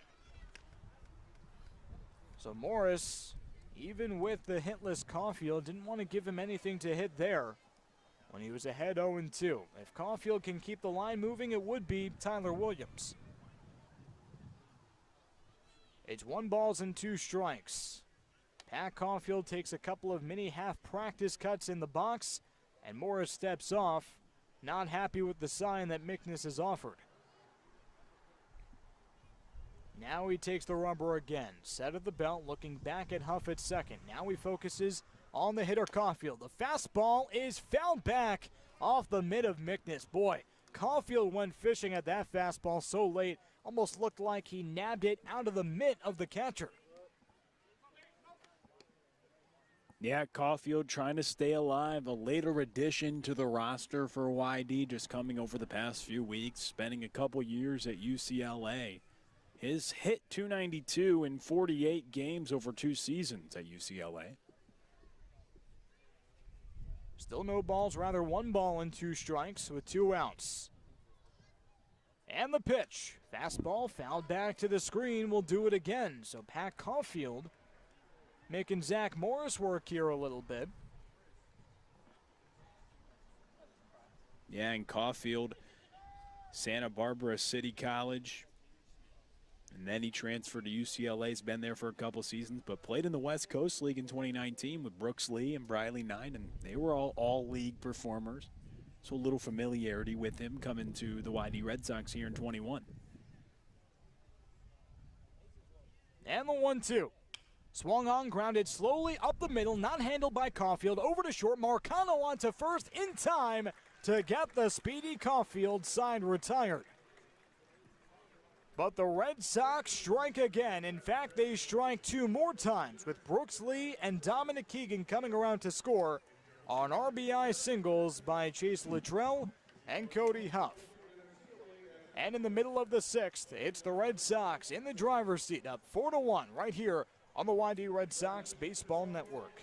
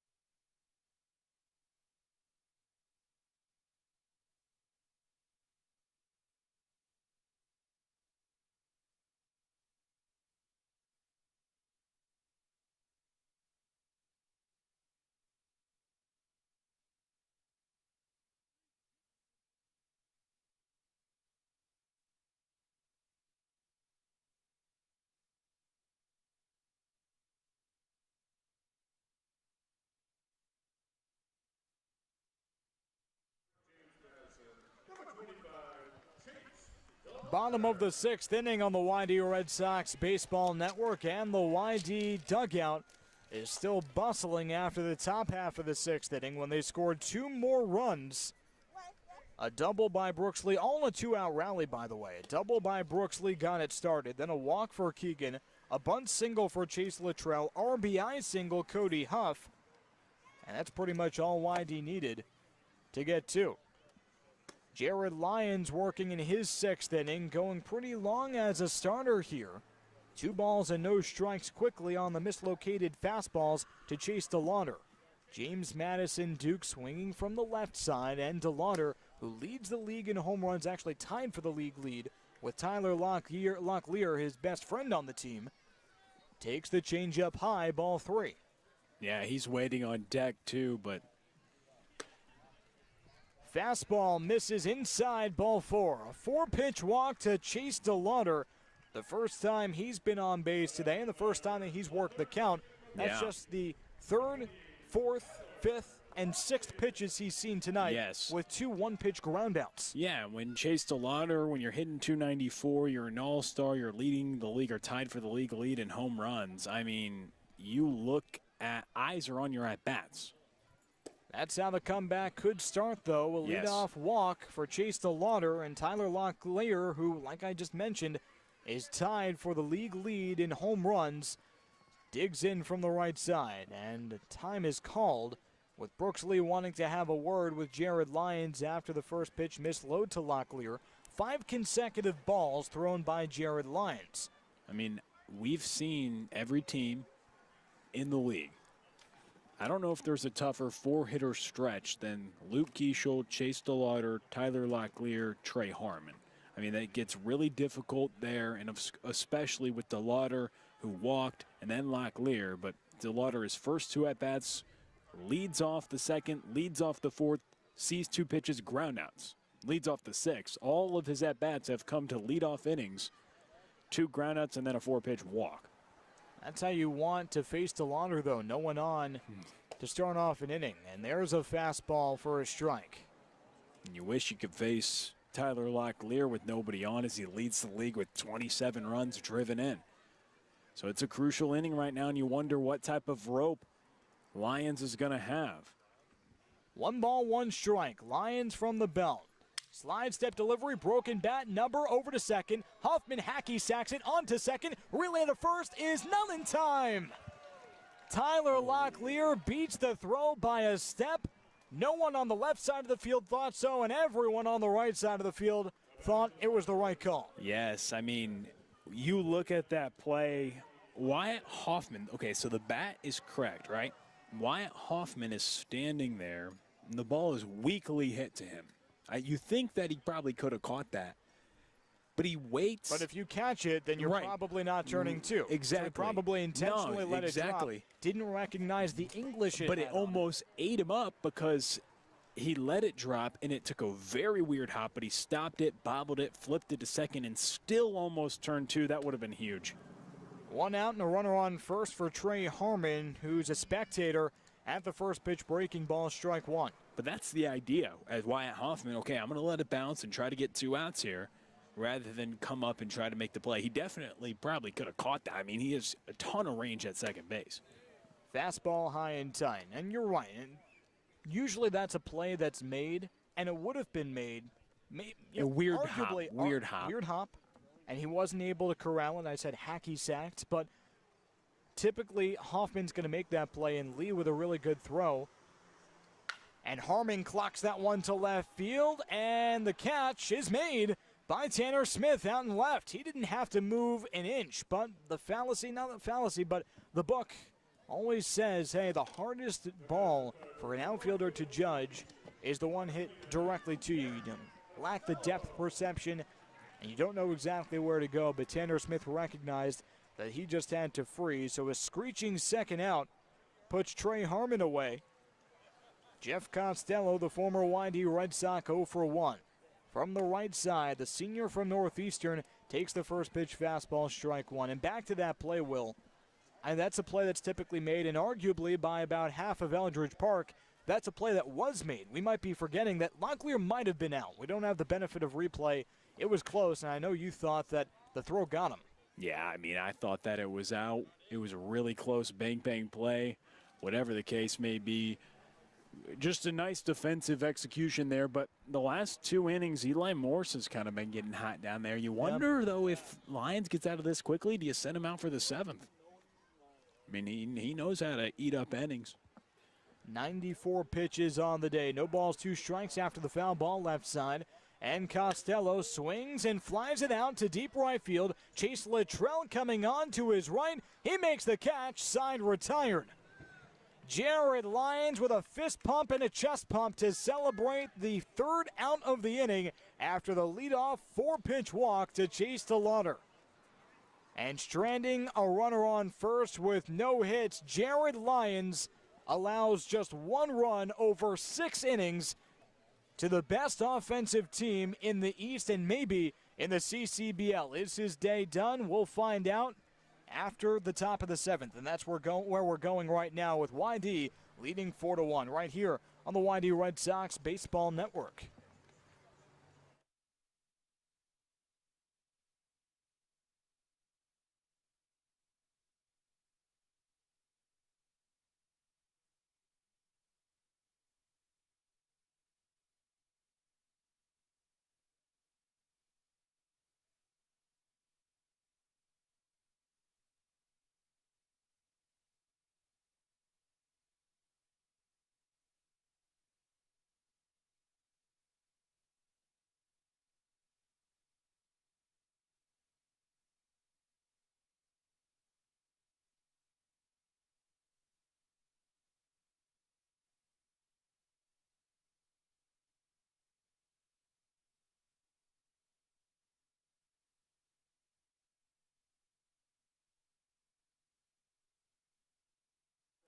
Back with you on the YD Red Sox Baseball Network, and YD, while they're enjoying a 4-1 lead right now, top of the 7th, And they have a 3-run advantage over the Firebirds, the 6th and final meeting between the two teams this year happening here in Orleans, Mass. Right now at Eldridge Park. YD on top. 4-1. They scored 2 in the top of the first, and they scored 2 in the top of the 6th. And to begin the top of the 7th, Tyler Williams swings through the first offering from the left-hander, Zach Morris. The lefty from Austin, Arkansas. And he goes to Arkansas in Fayetteville. He always dreamed of being a Razorback, and he put on the uniform extremely quickly. He committed 5 days after he was offered, and he's pitched 2 seasons for the Razorbacks. The lefty kicks and delivers, fouled away by Tyler Williams out of play to the right side. So 1 ball and 2 strikes to Tyler Williams. He's 0 for 2 today, hitting .121 on the season, coming from Arkansas Little Rock, where he had a fine campaign. The lefty delivers the pitch, swing and a miss. Tyler Williams goes down the second time today via the strikeout, now 0 for 3.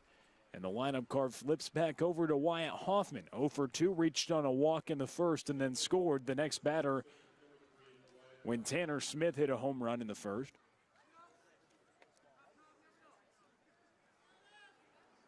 And then Hoffman popped up in the third and then grounded out in the 6th. So 1 out, nobody on here in the top of the 7th.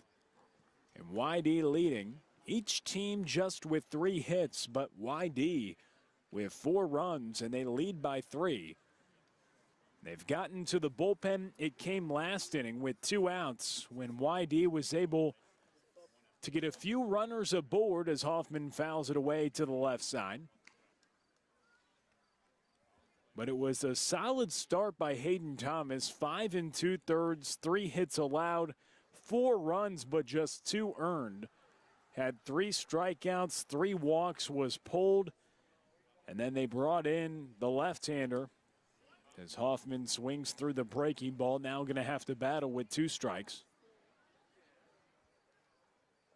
Hoffman and the YD Red Sox facing the left-hander for the 4th time this season. Hoffman yet to get a hit off of Morris, who has a sub-2 ERA, a 1.72 earned run average in 15 2/3 innings pitched with 18 strikeouts. As the lefty working out of the wind, the delivery to Wyatt Hoffman, and he fouls it down the right field line. Got in on his hands, an inside-out swing. Hit to the right side, but foul. 1 ball and 2 strikes, 1 out, nobody on here in the top of the 7th. Wyatt Hoffman, 0 for 2 today, hitting .285 on the season with 1 home run and 10 runs driven in on the year.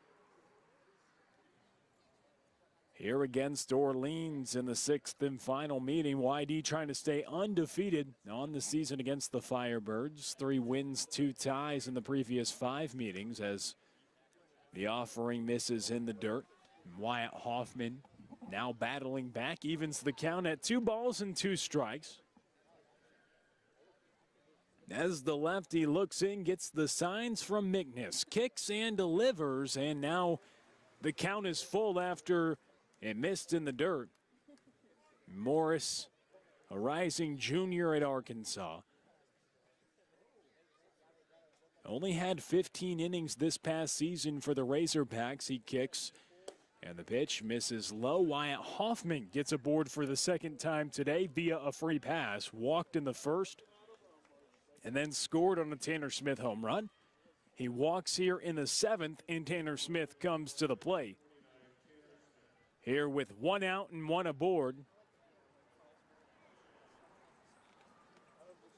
But the lefty just getting 15 innings for Arkansas, who was nationally ranked atop the collegiate baseball polls for most of the season. But he's exceeded that mark here on the Cape, 15 2/3. He's tossed so far this summer. This is a breaking ball, misses outside to Tanner Smith. Hitting .240 on the season, but the clip very high against Orleans. He's hit 3 home runs against the Firebirds this season as Wyatt Hoffman's on first, being held by Trey Harmon. Morris comes set, delivers the pitch. It's grounded up the middle, gloved by Morris, the pitcher, then back to short, over to first, and a double play.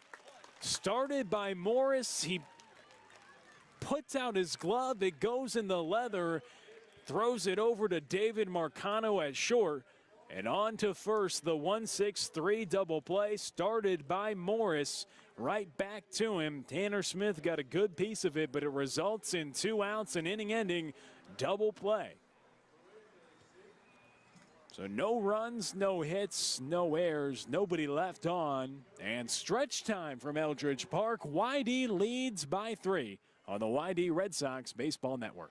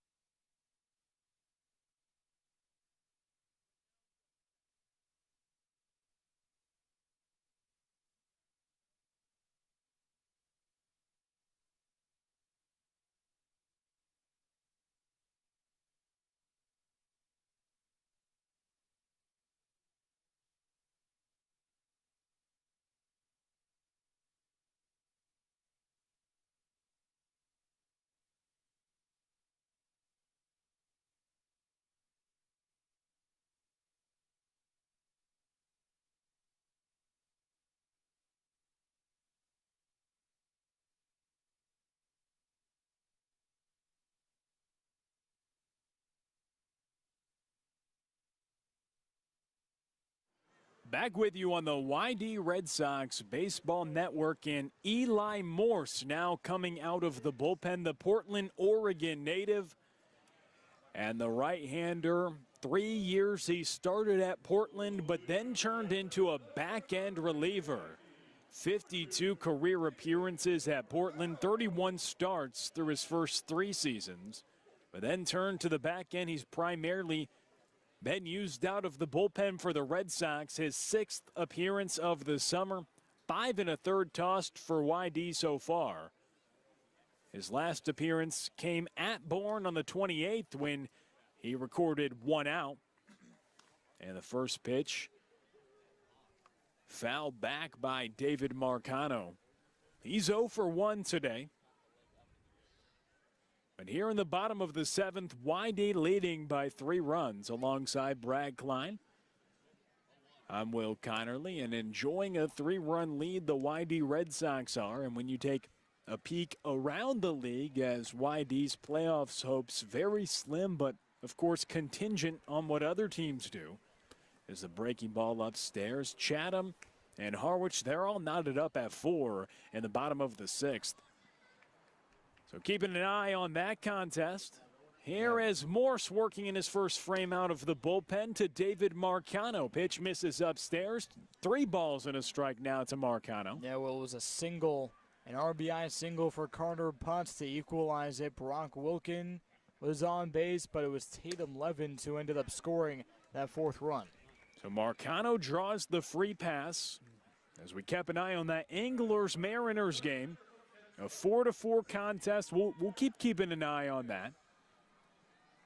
But it's Marcano who reaches aboard on the walk.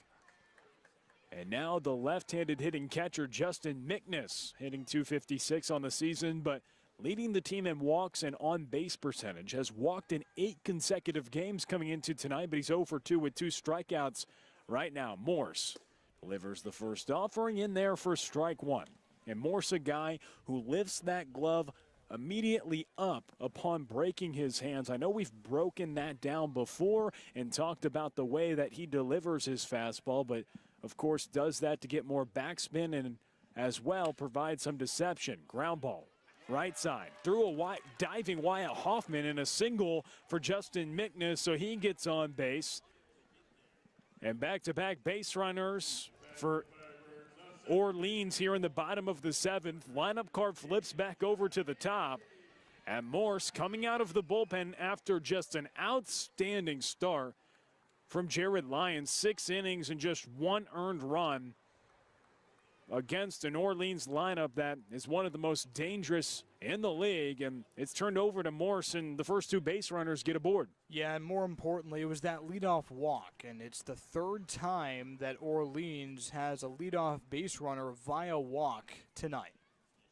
First pitch to Peyton Chatagnier, foul back to the screen. So now you're putting yourself behind the 8 ball and some weak contact to the wrong spot. Justin Mickness on first, and now it's the top of the order. And your 3-run lead is looking pretty slim right now when you have arguably the best top of the order in the CCBL and runners on first and second. Those were 2 outs, 8 and 9 in the order that Morse needed to get. Now has to work with ducks on the pond in the top of the order, and Peyton Chatagnier from Ole Miss, an all-star for Orleans this season, hitting .280 with 4 home runs and 14 runs driven in. YD leading 4-1 here in the bottom of the 7th at Eldridge Park as the fans, they're trying to get excited for an Orleans comeback. YD trying to hold on to the 3-run advantage as the fastball misses upstairs from Morse. And you wonder what type of leash Scott Pickler's going to have with Morse as you get through the gauntlet of this lineup. I know he just entered the game, but YD well rested with the off day as well. We'll see what he can do here. Eli Morse, the right-hander out of Portland. 4 straight scoreless appearances for the Red Sox. He has a 1.68 ERA. He's thrown 5 1/3 so far this summer and has only allowed 1 earned run, which came in his first appearance when he went 3 innings against Bourne. But his last 2 appearances, he just recorded 1 out. Runners on first and second. Marcano at second. Mickness at first. And Peyton Chatagnier at the plate. 2 balls and 2 strikes. Morse looks back at second and delivers the pitch. It's inside. Count runs full. Here with Jared McKenzie on deck at an RBI single in the 3rd. And you'd have to think if Morse loses Chatagnier here, this would likely be his last batter with some action in the bullpen for YD and a proven inability to find the zone tonight. So the fans start to get behind Peyton Chatagnier. Count is full. Runners on first and second. And Chatagnier representing the tying run. He gets rung up, and Morse comes in the strike zone. Chatagnier watches it, and there's 1 out. Big strikeout there from Eli Morse. Huge. He absolutely had to challenge him, and if you're Eli Morse and you're saying in your head, okay, I got to challenge him, 3-2, can't lose him, can't walk, single, and walk in the first 3 batters of this inning, I got to throw a strike. That doesn't mean that you have to throw a fastball or a meatball down the middle. He challenged him with a breaking ball and said, hey, this is my best pitch. I dare you to hit it. Kicks in, delivers, first offering, hit right side, but it's fumbled over at first by Keegan. Hoffman, though, picks it up, gathers back to Keegan. He gets back to cover the bag, and it's McKenzie who's retired on the ground out. How about that play, Brad? A 3-4-3 pinball put out for the second out. That'll play. It will play, certainly. Now runners on second and third, but Luke Keeschel to the plate. YD leading 4-1 here in the bottom of the 7th. Runners on second and third. Keeschel, the 3rd hitter on the plate. He's 0 for 3 today. He was 0 for 6 yesterday, but prior to that was on an 11-game hitting streak, representing the tying run. Morse, first offering to Keeschel, misses low and outside, ball 1. And, of course, with YD's back end of their pen with Reed McLaughlin and C.J. Culpepper in a close game of utter importance like this, you think that they're going to go to their all-stars. And that ball hit right side. Wyatt Hoffman is there, catches it in the air, and Eli Morse works in and out of trouble. In the bottom of the 7th, he gets the strikeout, ground out, and then line out to Wyatt Hoffman to end the frame. No runs, 1 hit, and 2 left on. In the bottom of the 7th, YD leads by 3. We send it to the 8th next on the YD Red Sox Baseball Network.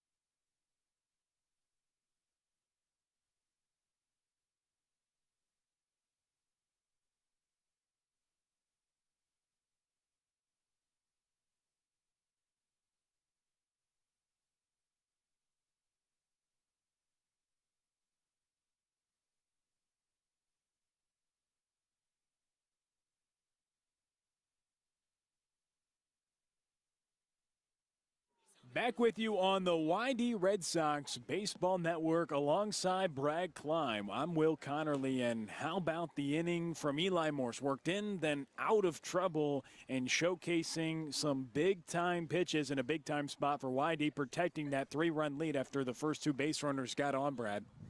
And that is a big play by Eli Morse, and it shows his true colors, right? A guy who typically does throw strikes, but when he doesn't have his stuff, he's able to buckle down and still get the result. Well, who has their stuff? Brooks Lee leading off. We'll see if he does here in the top of the 8th. First pitch from the lefty. Morris taken for strike 1. Morris working out of the bullpen. And this is the 4th time that YD has seen the lefty from Arkansas this season. Facing off against Brooks Lee, Dominic Keegan is next, and Chase Luttrell thereafter here in the top of the 8th. A 4-1 lead for the Red Sox. They scored 2 in the top of the first, 2 in the top of the 6th. And breaking ball fools Brooks Lee, chases in the dirt.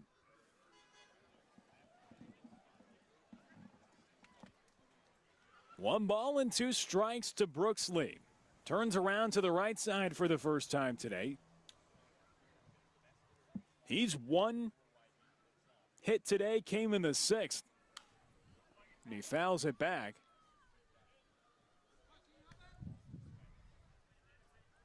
In the 6th, YD was able to score a couple runs, and a big reason why is Brooks Lee was able to go for extra bases in the left center field gap, which ultimately led to pulling the starting pitcher, Hayden Thomas. In the 6th, it was Brooks Lee who was a big part of that decision to take out Hayden Thomas, because Lee got aboard and then Keegan drew a walk, and Luttrell and Huff had singles thereafter. The lefty with the pitch to Brooks Lee, grounded left side. Coming over is the third baseman Tyler Locklear, over to first, tag not applied in time, and Brooks Lee with another knock, an infield single, and a 2-hit day for Lee to begin the 8th. He's aboard. That's a tough play for Harmon at first base because it was a slow roller, so it's not a surprise that the throw was rushed and thus pulled Harmon off the bag. But he had to go away from the bag, down the first base line towards Lee, catch it, and then reach around his back to try to apply the tag on Brooks Lee. That is nearly impossible, and it was the right call. He was safe. So Brooks Lee doubled in the 6th, has a single here in the 8th. He's 2 for 4. Dominic Keegan now hitting, and first pitch upstairs. 1 ball, no strikes. With nobody out, Brooks Lee aboard. YD leading by 3 runs here in the top of the 8th. Keegan hitting .300 with 5 home runs on the season. He's 0 for 1 today. Flew out in the right, then walked his next 2 plate appearances as he swings through the offering from the left-hander. Zach Morris, who's recorded 4 outs today, as he came in to get the final out in the 6th, and was able to work out of the 7th after he had a fantastic inning-ending double play that started with him on the 1-6-3 as the pitch misses in the dirt to Dominic Keegan. 2 balls and a strike. Facing off against the second-team All-American from Vanderbilt, Dominic Keegan. 5 home runs for YD, had 15 for the Commodores this past season. Hitting here in the top of the 8th with YD leading by 3. Morris kicks and delivers. Pitch is too high. And Dominic Keegan not getting too many pitches to hit today. A 3-ball, 1-strike count, and he walked his last 2 plate appearances. So Brooks Lee, the runner at first, being held by Trey Harmon. And the lefty Morris delivers the pitch. It's low to Keegan, and his 3rd consecutive plate appearance with a free pass. So runners on first and second for Chase Luttrell. So great at-bats by Dominic Keegan to get on base however he can. In this case, they're 3 straight walks. But you have to wonder how much of this is a coincidence because he's so dangerous, especially with Lee on base. In the past 2 walks have been drawn with Lee on base. So it's not a surprise it wouldn't be a surprise if Orleans was trying to pitch around him. And Briley Knight is actually going to come in and pinch run for Dominic Keegan. So Knight is on first base. Keegan's day is over, and Chase Luttrell at the plate with runners on first and second. Nobody out here in the top of the eighth. And not only because Brooks Lee was on first, Brad, but Dominic Keegan, he was one of the better hitters in the country against left-handed pitching. Hit nearly 400 at Vanderbilt, and he's torched lefties here in the CCBL. That's his bread and butter. You have to wonder how much longer Zach Morris has in this game, though. Upstairs to Chase Luttrell, ball one. There is some movement down in Orleans' bullpen with a right-hander getting warm. I'll tell you what, if I'm Scott Pickler, I'm bunting here. Chase Luttrell's already proven he can do it. Put 2 runners in scoring position for Cody Huff, who already has an RBI single. We'll see what he does. Runners on first and second, nobody out. Pitch upstairs to Chase Luttrell. As is, you're facing a lefty with Luttrell, the southpaw from Long Beach State. So I don't know how much I like my odds if I'm Scott Pickler here.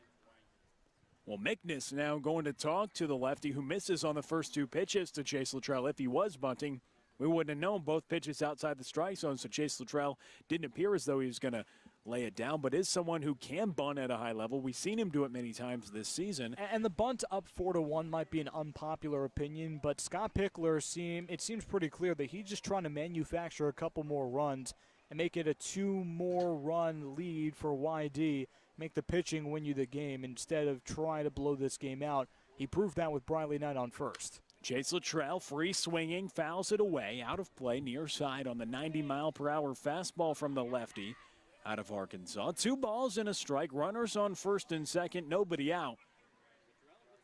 Here in the top of the 8th, and Chase Luttrell facing off against the southpaw, free swinging, didn't offer to drop the bunt, despite the fact that his average against the left-handed pitchers not as high as it is against the righties. Does square around a bunt there, but it's popped up in the air, and a running catch made by Justin Mickness. Didn't have to dive, but he popped the mask off and sprinted a few feet as the bunt was popped up in the air to make the play. A nifty play by the catcher, and Chase Luttrell not able to get it on the ground, pops out. Yeah, we'll get to Luttrell in a second. That was a great play by Mickness. The hardest part of that play is finding the ball. Flip the mask, where's the ball? Let me get to it. And that ball didn't have that much height to it. So by the time Mickness actually located the ball, it was basically at its apex. And then it's just time to turn on the burners and try to catch up to it, which he did. On the Luttrell side of things, I almost feel like it's a statistical anomaly. The first time that we've seen him pop up a bunt this year, and he's laid down plenty. So Morris taking a check over at Brooks Lee on first base. Cody Huff hits it right side, but in foul territory, and about halfway up the line, it's Mickness who pops up and gathers the ball in foul territory. So foul ball and strike 1. Here to Cody Huff, who had an RBI single in the 6th. It was nice to see him get a knock there. He was 1 for his past 18 before getting that RBI single, which brought in the second run of the frame in the 6th. As YD leads by 3 runs, a 4-1 score here in the top of the 8th. And Cody Huff at the plate with runners on first and second and 1 out. No balls and a strike to the Stanford catcher. He comes set, kicks and delivers. Cody Huff swinging, fouls it back right side as it hits off the brick on the right side of the backstop on the Orleans dugout side. And now in an 0-2 hole. And you wonder what the construction of the bullpen is going to look like today for YD. You couldn't ask for a better start, though, from Jared Lyons today. Was really nasty and really just got into a groove. He started pitching backwards and filling up the strike zone at a very high level. The lefty comes set, delivers the pitch to Cody Huff. It's in the dirt and misses low, but it's Mickness who wants to throw it down to second. Brooks Lee dives back in time. But the shot down to second by Mickness was on the money, but Brooks Lee able to get back with plenty of time. Yeah, it was a good throw. That's a big gamble, though, by Mickness, because even though it was a good throw, he's off balance. It could have been pushed to the right or pulled to the left, and in that case, you're looking at Brooks Lee on third base with only one out. Runners on first and second. A ball and 2 strikes. Whitey up by 3 here in the top of the 8th. Morris delivers the pitch and misses outside for ball 2. Outside, right? Ball 2. And Mickness trying to dial up the right signs. Brooks Lee, the runner at second. Briley Knight, the runner at first, came in a pinch run for Dominic Keegan. And Cody Huff at the plate. And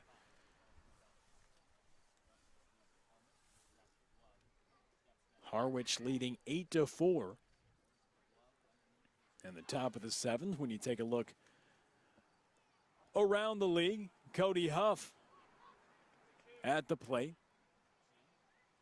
And the pitch. Misses outside again, so the count runs full. So YD and their playoff hopes primarily relies on the results of the Harwich Mariner games. But they're winning right now by 4 runs against Chatham. Not a positive sign, despite winning by 3 runs here against Orleans. A 4-1 advantage for the Red Sox. Here in the top of the 8th, the pitch to Cody Huff, grounded left side. Coming up on it is Tyler Locklear, flipped over to second. Peyton Chatinier is there, and Briley Knight slides in, but it's not in time, so he's off the base paths, and now runners are on the corners, and Zach Liu comes to the plate. Here in a 4-1 ball game with 2 outs in the top of the 8th. That's a high chopper. It's going to be very tough to turn 2, even with Cody Huff's lack of speed. So a good decision by Chatinier to not even bother throwing. Instead, now you have 2 outs against Zach Liu, who's been streaky to say the least. So Zach Liu, he came in to pinch run for Drew Bowser, who drew a walk against the left-handed pitcher, Zach Morris. It was the first batter that Morris faced. It got Liu to come aboard, and then Scott Pickler put Liu out there after Drew Bowser drew the walk against the left-handed hitter. So his first at-bat today. Runners on the corners. 1 ball, no strikes, 2 outs here in the top of the 8th. A 3-run lead for the Red Sox. Morris comes set. He kicks and delivers the pitch. It's in there for strike 1. Here to Zach Liu. Morris with a solid fastball to the left. He can exceed 90 miles per hour. Out of Arkansas, but getting a lot of work for Orleans so far this summer, especially against the Red Sox.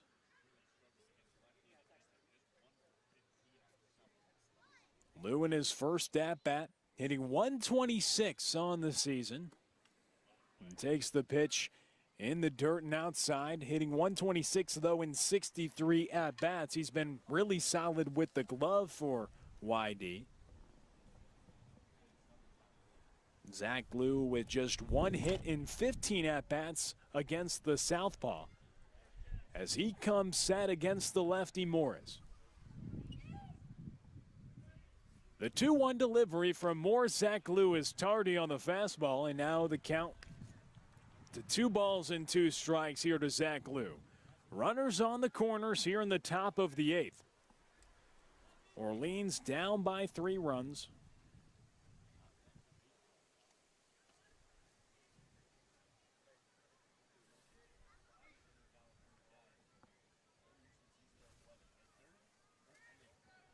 Chase DeLauder will lead off the bottom of the 8th, his 4th time leading off an inning. Coming up next for Orleans, the cleanup hitter for the Firebirds led off the 2nd, 4th, 6th, and now coming up will be the 8th. And Zach Liu gets rung up on the fastball from the lefty Morris, and the sign, it's retired.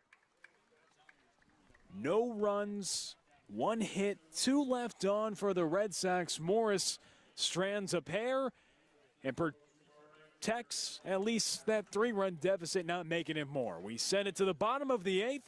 4, 5, and 6 due up for the Firebirds. They're down by 3 on the YD Red Sox Baseball Network.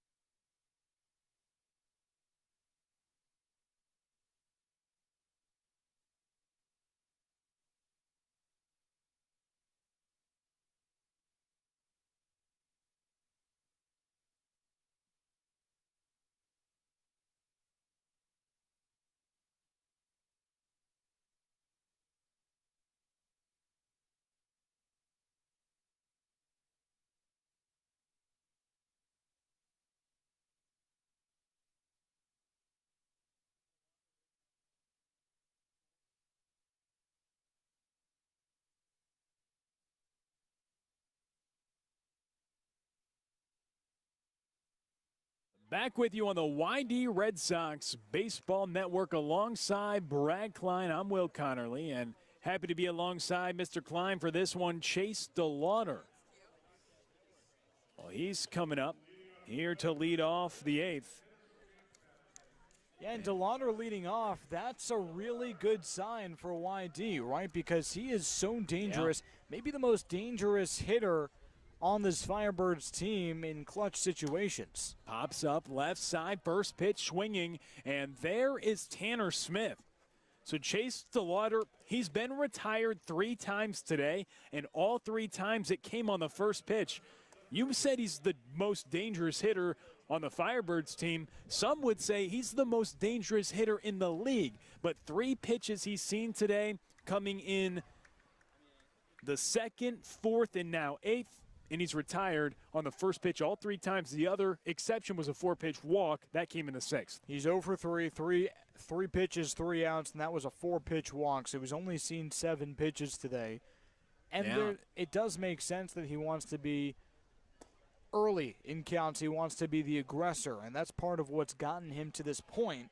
But then again, there are ebbs and flows, and there's a price of admission when you want to be aggressive early in the count. It's an interesting but also short day at the office when those type of things happen with the way that DeLauder's been at the plate. And, of course, eyeballs on a lot of guys who can showcase that power. Tyler Locklear, who's at the plate, no exception.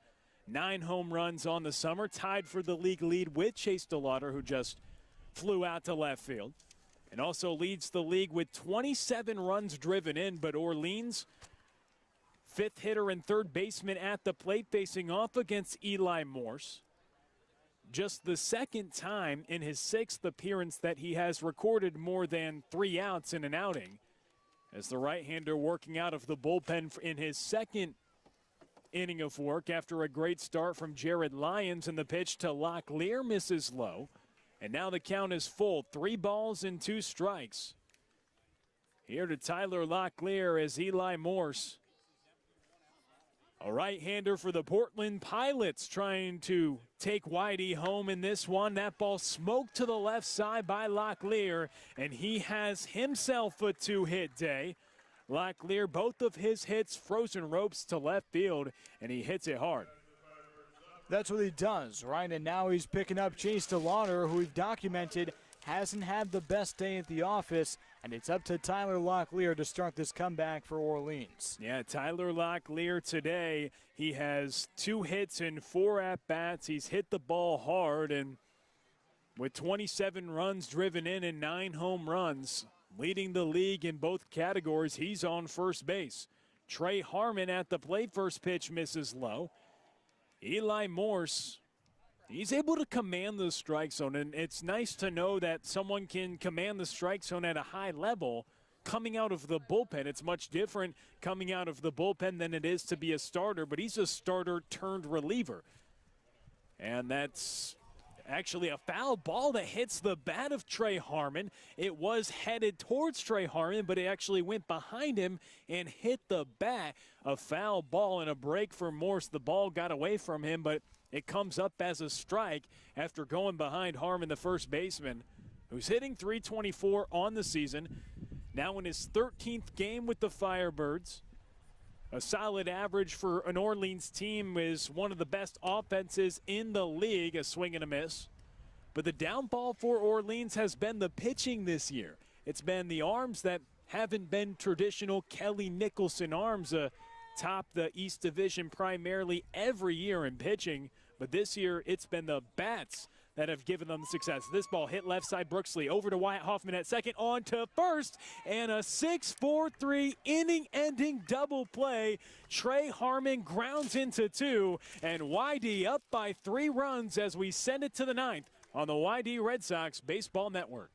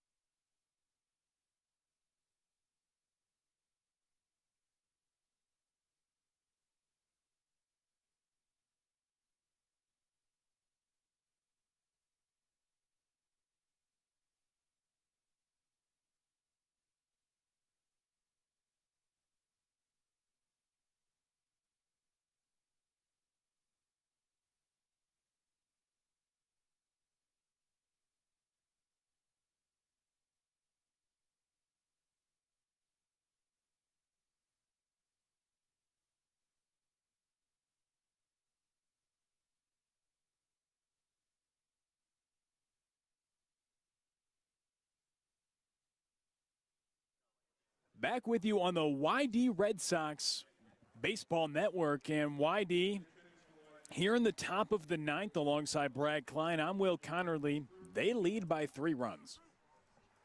They lead by 3 runs, and now trying to get some insurance. Crew Robinson with a big shot here.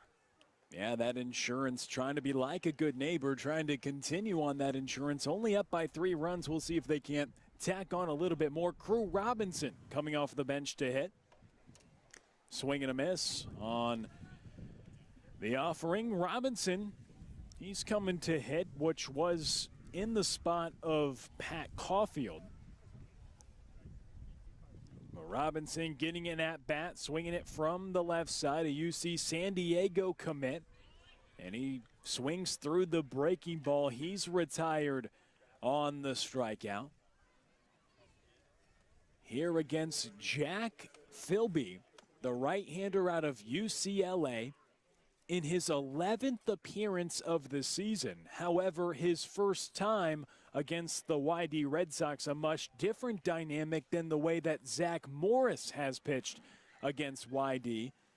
But now in his 11th appearance has a 9 ERA. And YD going to another pinch hitter. The first offering a strike is Daniel Rivera at the plate. The Southern New Hampshire University right-handed hitter. Hitting in the spot of Tyler Williams. And Daniel Rivera hits it right side, and it's going to be down past a diving Jeff Costello. Rivera going to get extra bases, motoring into second, and Rivera has himself a double here in the top of the ninth, coming off the bench, and now he's 2 for 2 on the season. Leads the team in batting average, Brad. Leads the team in batting average, on base percentage, everything. OPS. He leads the league. He leads the league in everything. He leads everything, everyone, in everything. No, but 2 for 2 on the season. Small sample size, of course, 4th game with YD.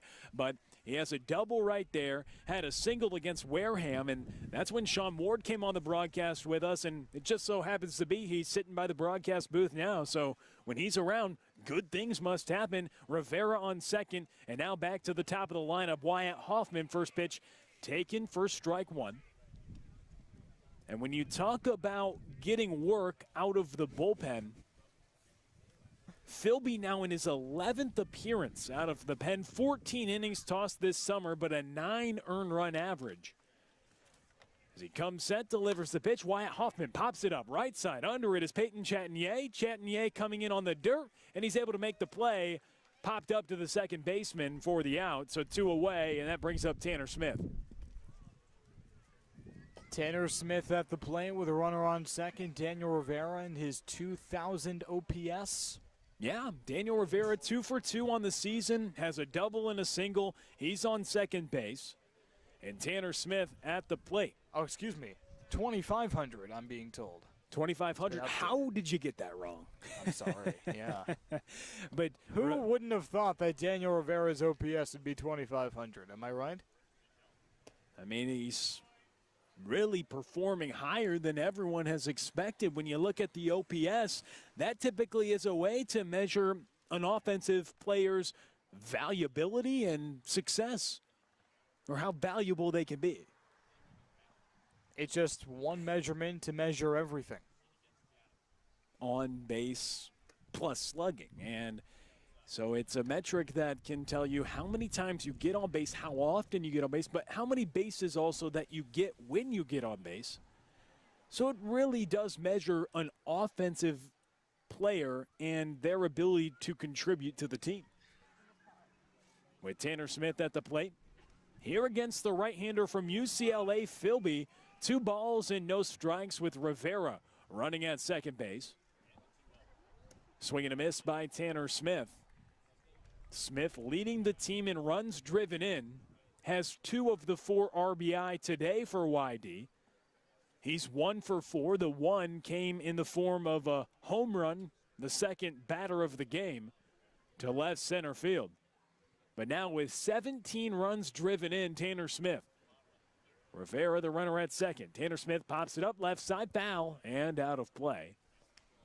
Whitey up by 3 runs here in the top of the 9th. Do you go with Eli Morse for a third inning, or do you think they turn to another arm out of the bullpen?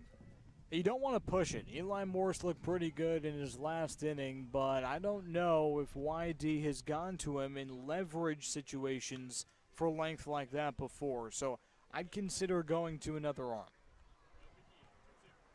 Grounded right side by Tanner Smith, but not able to be taken down past a diving first baseman Trey Harmon and Peyton Chatagnier, and Rivera comes across to score. Rivera doubles and then scores on the RBI knock from Tanner Smith. Leads the team now with 18 runs driven in. His third RBI today, had 4 last time he played Orleans, and YD cooking. They had another one here in the top of the 9th. That's exactly what Scott Pickler needed to maybe feel a little bit more comfortable about throwing Eli Morse out for another inning. Save the arms, get Morse through this one, and go home with a dub. So Brooks Lee, first pitch, he swings through. From the righty, Jack Philby. He's 2-1 on the season. 14 innings, 16 strikeouts, 8 walks. But in those 14 innings, he surrendered 20 hits and has a 9 ERA. So he's worked a lot, but limiting the runs has been a little bit of an issue as the pitch misses outside to Brooks Lee. 1 ball and 1 strike with Tanner Smith on first base. He has 3 of the 5 runs driven in now for YD. The Oregon Duck riding a 5-game hitting streak. Now, after a couple knocks today, his second 5-game-plus hitting streak of the year. His previous one came in the form of 6 games in. Brooks Lee lasers it to right field. A couple hops into Jeff Costello's glove in right, and Brooks Lee has a 3-hit day. You look up, and what's new? Brooks Lee again with 3 hits, continuing to push the pace. Was hitting .396 coming into this game, but tally 3 more hits to the hit column for the switch hitting shortstop and first-team All-American as he lasers it to right field. And you might as well just call that laser the guillotine, right? Because Tanner Smith had to duck down to avoid being hit on his path to second base. And Riley Knight, first pitch, he fouls it back. He came in to run for Dominic Keegan in the 8th, so now hitting here in the 9th. But Brooks Lee, his average up to .412 right now. And after today, just 5 games left in the season. How about .412? Brooks Lee? .412, 3 hits today. Had a 5-for-5 game earlier this week. Grounded right side, backhanded by Trey Harmon. Flip over to Philby. He covers at first. And the sign, it's retired in the 9th. Last licks coming up for Orleans. YD leading 5-1 as we send it to the bottom of the 9th here at Eldridge Park on the YD Red Sox Baseball Network.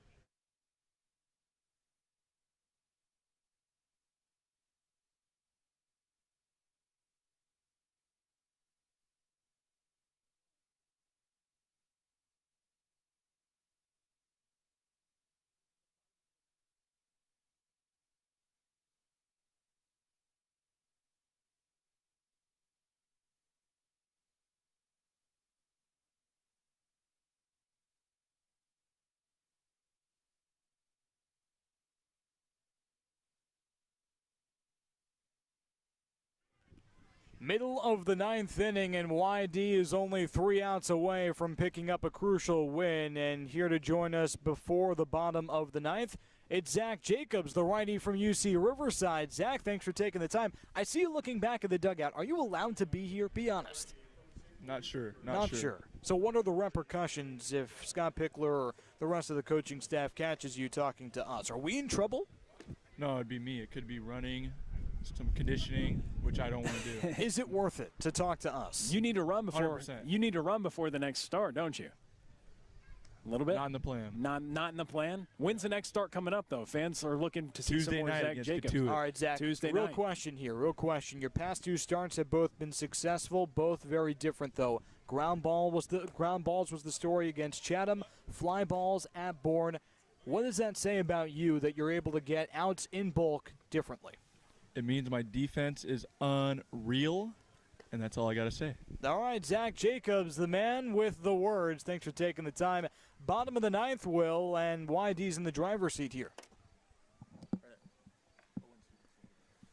It's a new arm on the mound and a 5-1 lead for the Red Sox. You have to imagine that the Red Sox can smell it, and they know that this game is big, but the other game across town even bigger. And that new arm you talk about, it's a right-hander, Owen Stevenson, now on the mound for the Red Sox.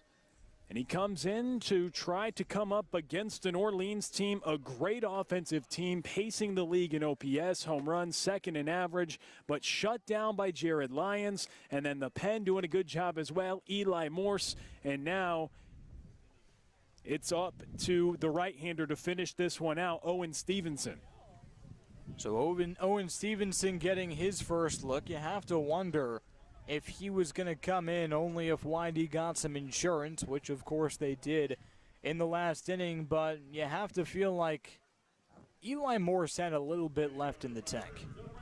He may have, but they don't want to run that tank to empty. They want to get the right-hander from San Francisco some work. The second pitcher from YD that is going to pitch for San Francisco next season, Sam Beck being the first one, and now Stevenson on the mound. And potentially a reunion between the two, or a union, I should say, with Sam Beck transferring to San Francisco. Of course. Coming up with the Hyannis game on its way. Yes, we'll have to look out for that. The right-hander, a newest addition to the Red Sox, Owen Stevenson, facing off against 7, 8, and 9 for Orleans, a swing and a miss. As Stevenson now ahead, 1 ball and 2 strikes in the count. And Stevenson, the second Don to play in this game with Luke Keishel out in left for Orleans. Yeah, Keishel, he flew out to begin the 8th, so if he does hit this inning, you wouldn't think that it would be Stevenson to face him. He probably would get pulled if he had to face that many hitters before getting to him. We shall see, though. If you're a YD fan, you hope he definitely doesn't hit in this frame, facing 7, 8, and 9. Costello at the plate, the right fielder. Pitch that misses upstairs. Owen Stevenson, he's from San Francisco. Went to Sacred Heart Cathedral Prep. But here in the bottom of the 9th, the last licks for Orleans, and that ball hit towards center field. Briley Knight comes up on it, but it hits a couple times on the grass, and a single to center field by Costello to lead off the bottom of the 9th. That brings up David Marcano. The second time that Costello gets aboard today. All right, so the worst thing you can do if you're Stevenson is panic here. You've been gifted a 4-run cushion. There's a runner on first. That run means absolutely nothing. Thank your lucky stars that you're facing the 8-hitter and trying to take advantage of David Marcano. First offering misses outside to David Marcano. Marcano is 0 for 1 today. Has drawn 2 walks. He scored in the 3rd and walked in the 7th. And Stevenson, out of San Francisco, he threw 25 2/3 innings this past season and had a 7.36 ERA with an 0-3 win-loss record. Had 30 strikeouts, 20 walks in 25 2/3 with the ERA north of 7. A swing and a miss by Marcano, but trying to get the job done for the YD Red Sox. Here in the bottom of the 9th, YD leading by 4 runs, 2 balls and a strike here to David Marcano.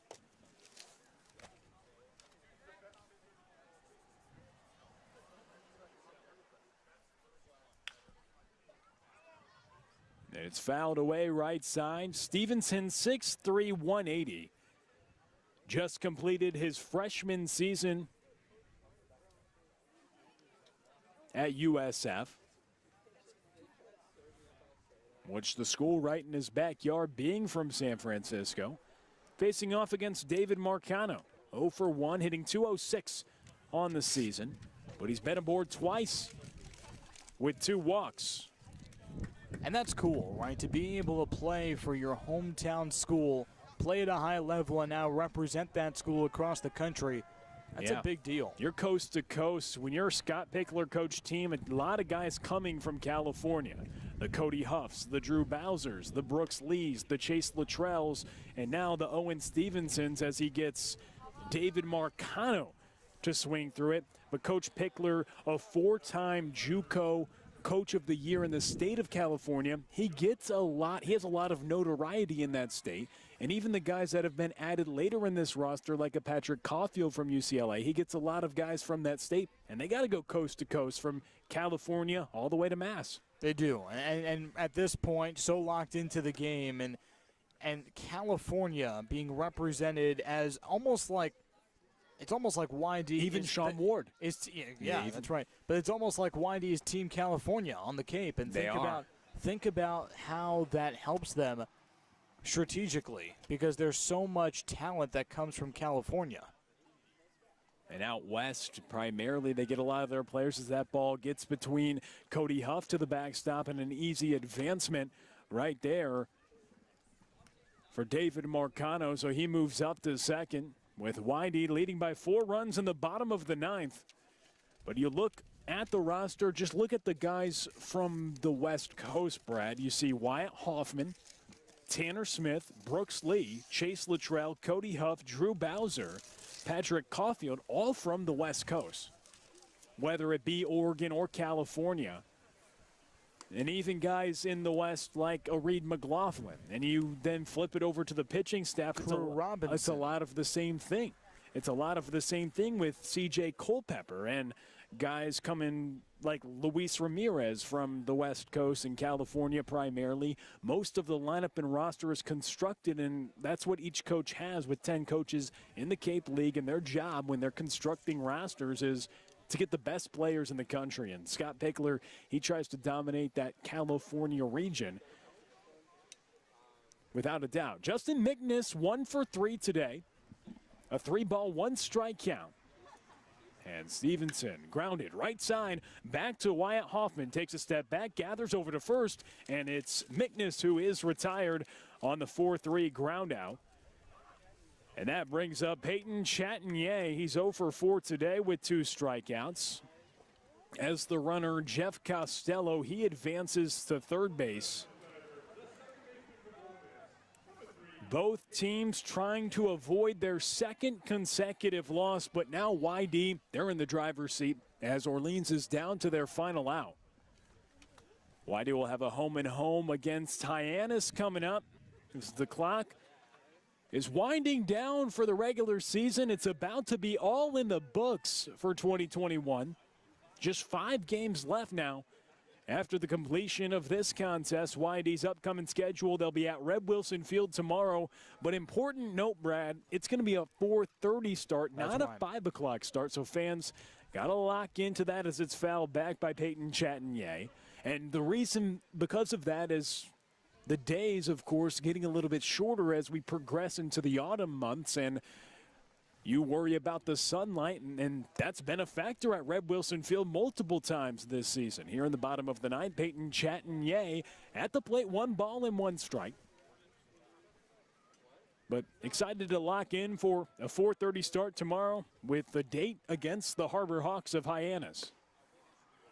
Pitch misses outside to Peyton Chatagnier. Owen Stevenson trying to record the final 3 outs. For YD, the job is 2/3 of the way done. 2 outs with Jeff Costello on third base. YD leading by 4 runs. Bottom of the 9th. Stevenson swing and a miss by Peyton Chatagnier.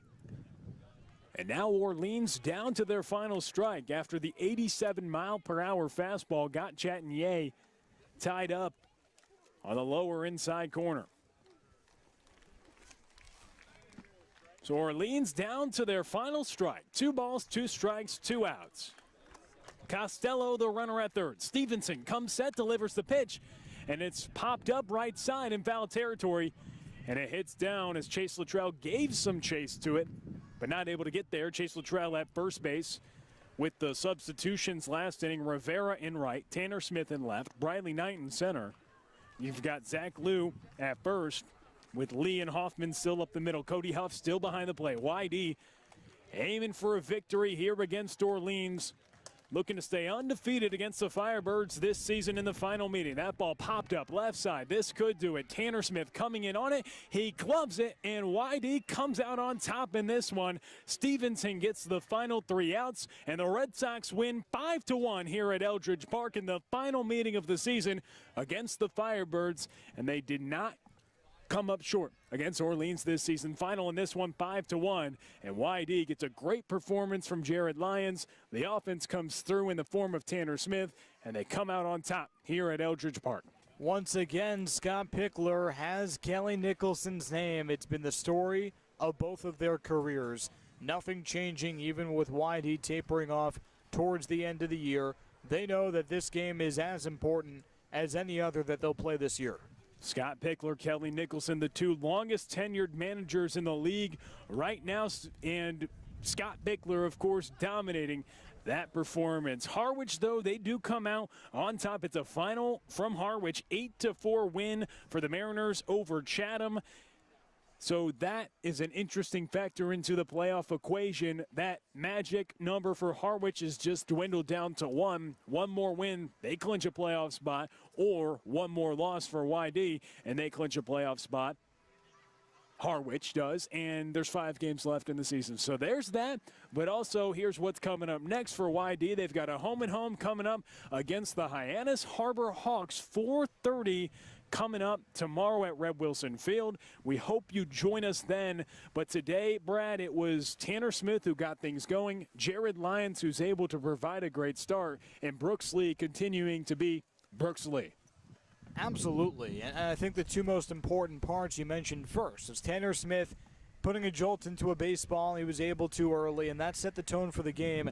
Jared Lyons maintained that tone with 6 innings of fantastic baseball. You can't ask anything else of Jared Lyons.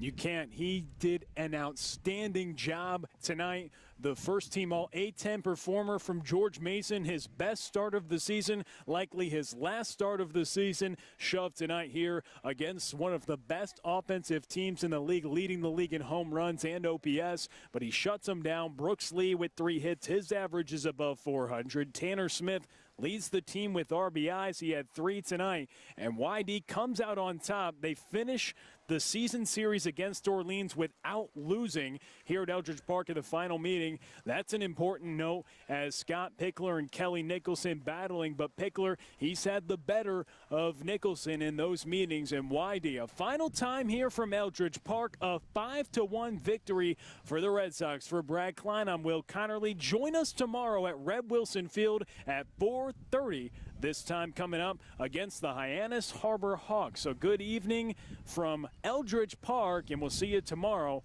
at Red Wilson Field.